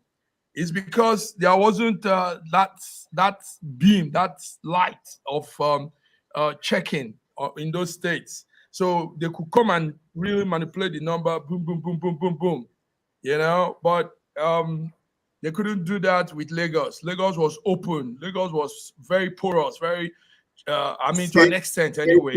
Not all. So that's why the LP could have a walkover there. But places like Jigawa, where they claim now, places like, these places, they walk in there, manipulate numbers, change everything, turn it to their favor, and say, this we have it from this state. So that's what we're observing. And also, when Dr. Godwin, when you were speaking, yes, some people were clicking like and everything. And we are also seeing what some of the party PRO publicities are saying. But, you know, I don't want to talk much on these party media people because they are all the same, you know, like kettle calling the pot black. That's how I put them. You know, they are all the same. PDP is shouting a wolf now through their man Dino because they were not able because this is their game. They are good at doing this kind of thing too. Yes, PDP, you know, but now they are banging their head because APC has outsmarted them in this. So we are looking at all of this. We're also looking at the response of the people. LP obedient people are planning a demonstration. We don't know when and how it will go. But I think the two elder statesmen that have spoken should be taken serious. President Obasanjo really has the interest of the country at heart. He has always been that man that wants to see good come out in Nigeria. And he has said everything should be cancelled. Let's have a rerun. Abdul Salam have said the same thing. Everything should be cancelled. Let's have a rerun. So INEC would do us that favor and stop the count. I don't know. What do you guys say? Do you say they should stop the count? What do you think, George? What do you think, Godwin? They should stop the count. They should stop the count. They should stop the count. They are wasting resources. They're wasting resources. They're wasting money, wasting resources. There is no need to continue with this election. No need, absolutely. There is no need. It's absolutely zero need to do that. So they need to just go back to the drawing board and redo this again. It's very unfortunate that we have to waste such amount of resources and money to do this, but it needs to stop right now. They need to stop it. Let's hear some people in the coalition center, in the INEC coalition center, collecting center, and let's see, let's know what new update they have for us. Thank you.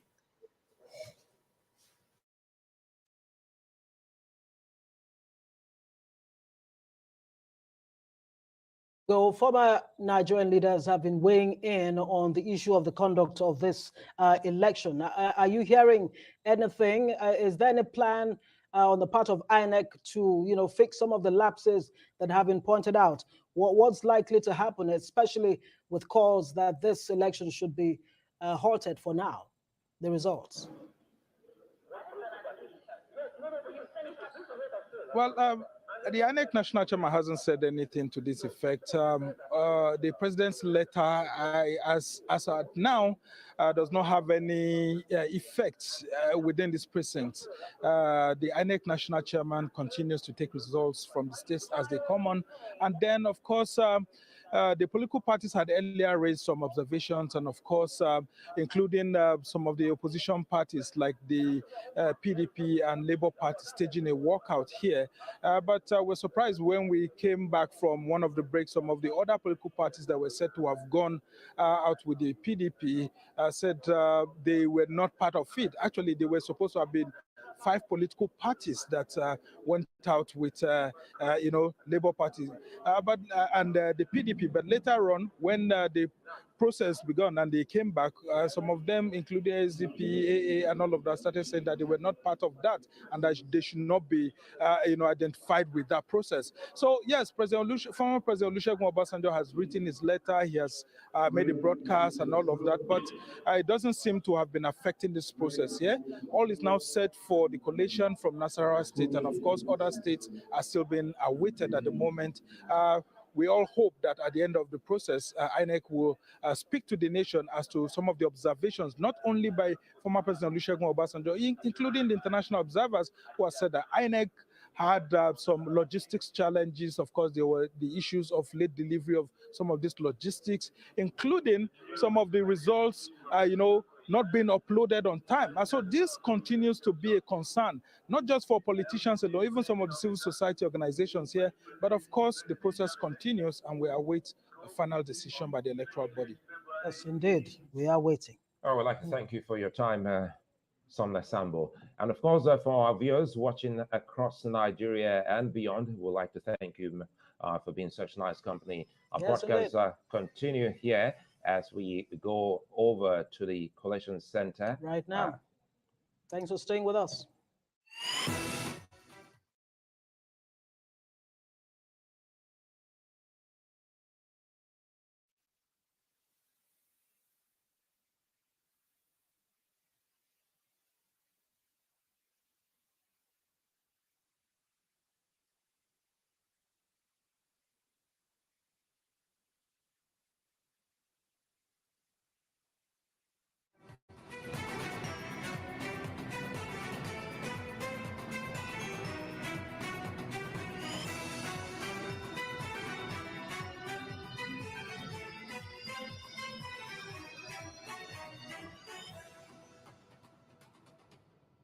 Two, 464.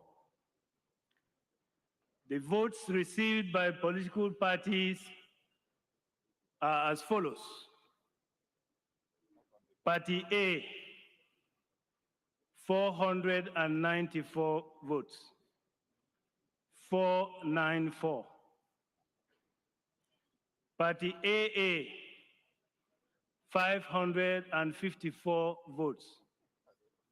554.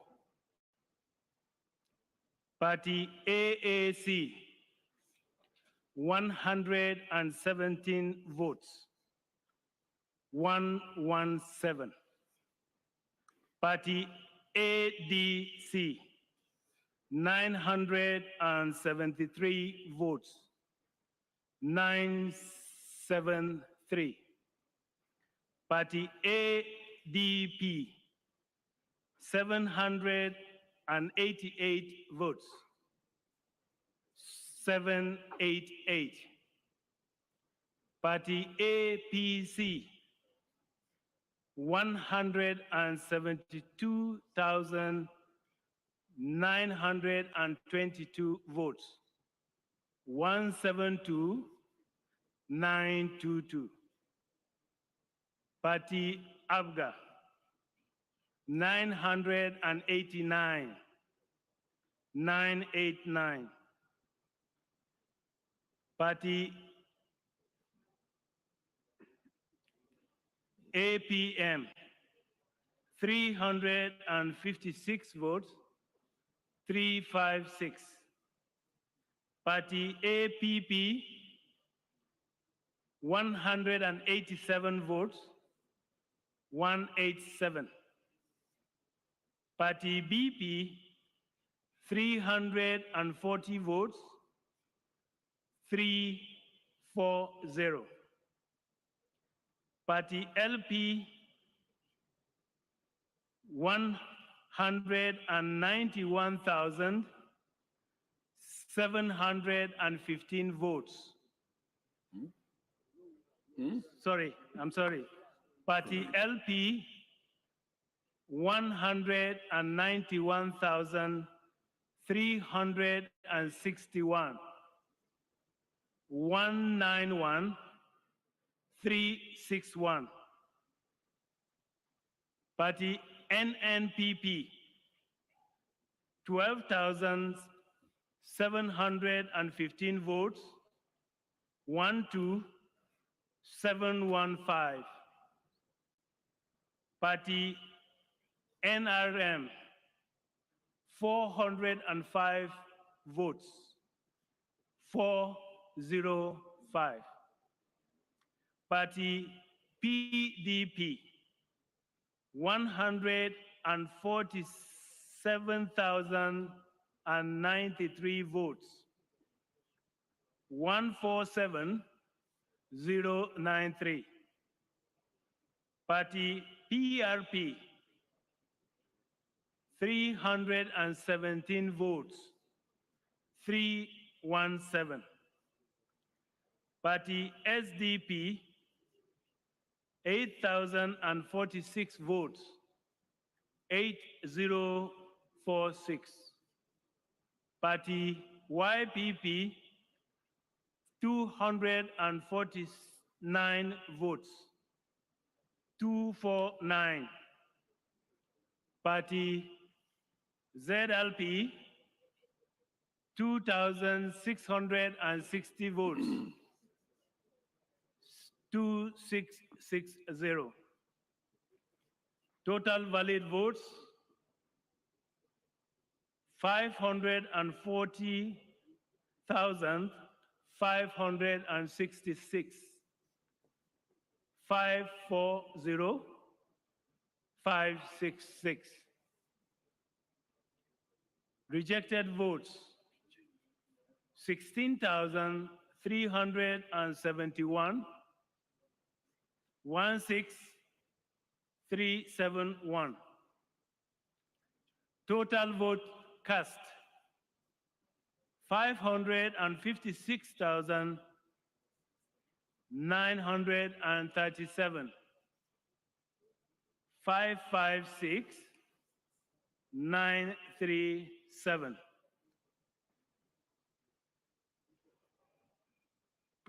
Okay, thank you, Prof. Any incidents of places where elections could not hold or cancelled? Yes, yes, Mr. Chairman, there are incidents where elections were cancelled in 12 polling units in 9 registration areas. Total number of registered voters? Total number of registered voters for those is 7,692. So do you know how many collected their PVCs? The 6,925. 6,000? 925 cancelled. No, I'm talking about the figure you have quoted of 7,692. Yes. Out of that figure, how many have collected their PVCs? Do you have the information?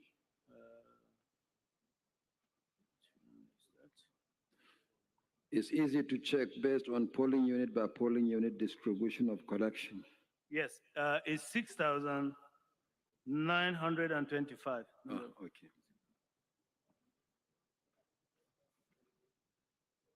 6,925. Reasons for the cancellation? The reasons for cancellations, basically overvoting in some polling units, and then there was violence in one of the registration area. Those are the reasons, sir. Okay, thank you very much. Any comments? Party leaders, any observation? Okay, please submit your results.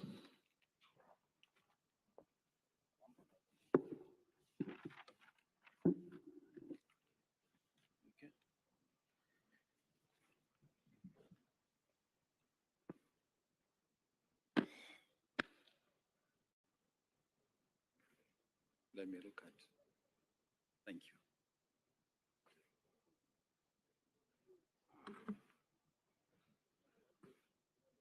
That was what delayed them.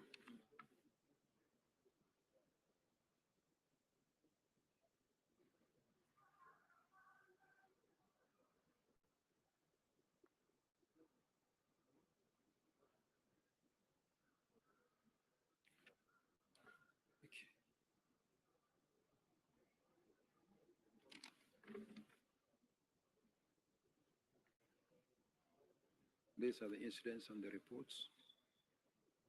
The incidents and reports. The 40G.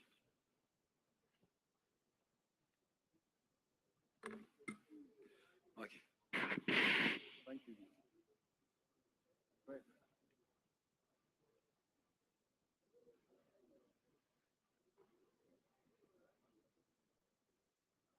Okay. Collation Secretariat, any more? Do you have any more?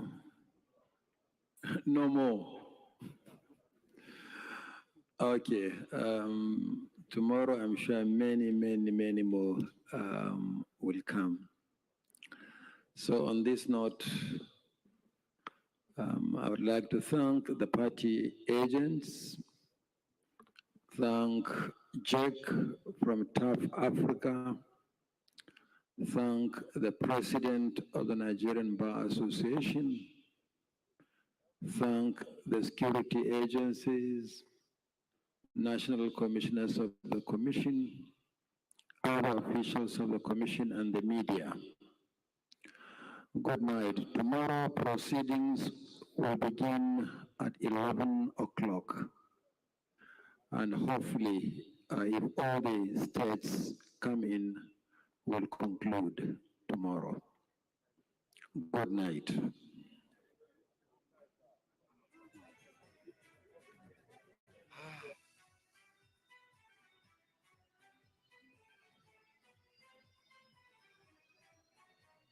All right, you've been watching live proceedings from the 2023 General Elections Collation Center, where some presidential results from some states have been announced. All right, Dr. Godwin. Yeah.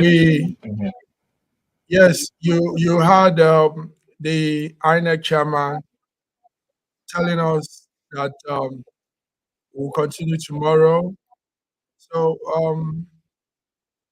I know you have to be at work, you have to be in the office, but we will continue tomorrow.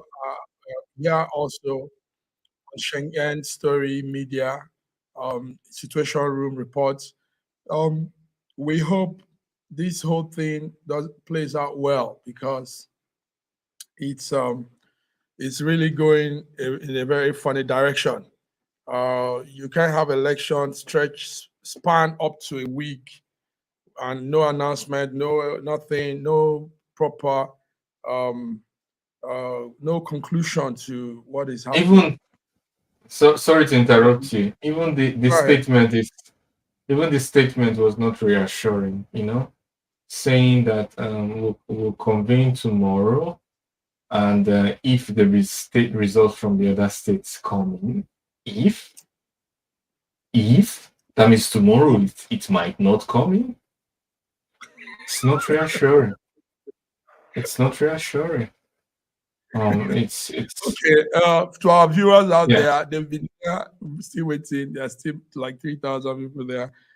You're all following up. You're hearing it right from the horse's mouth. INEC Chairman Mahmood has told us now that it continues tomorrow. So for day 4 of our election, very, very funny proceeding there. Very, very funny.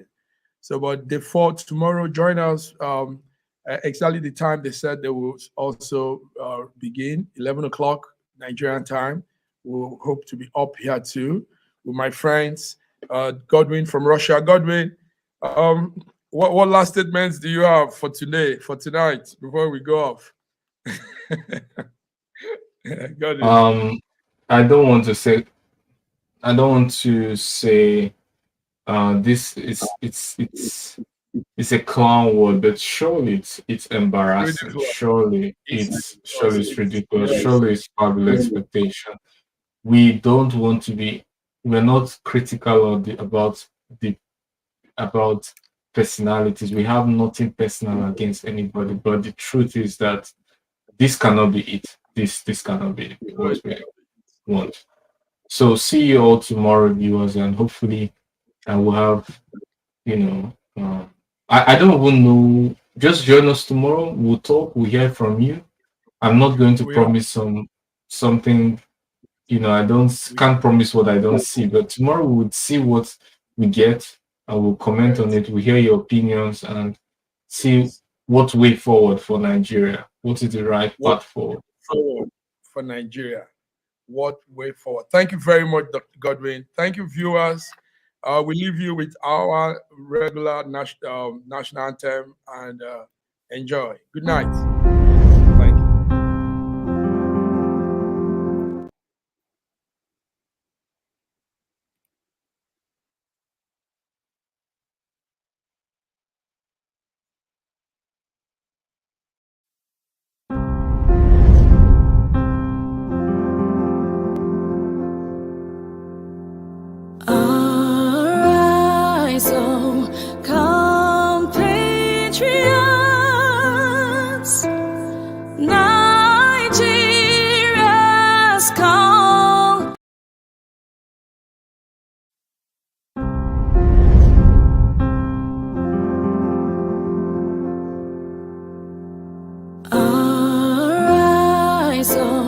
compatriots, Nigeria's call, obey to serve our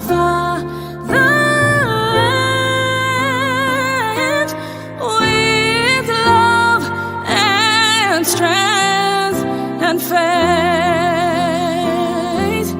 The labor of our heroes past shall never be in vain. To serve with heart and might, one nation bound in freedom, peace and unity.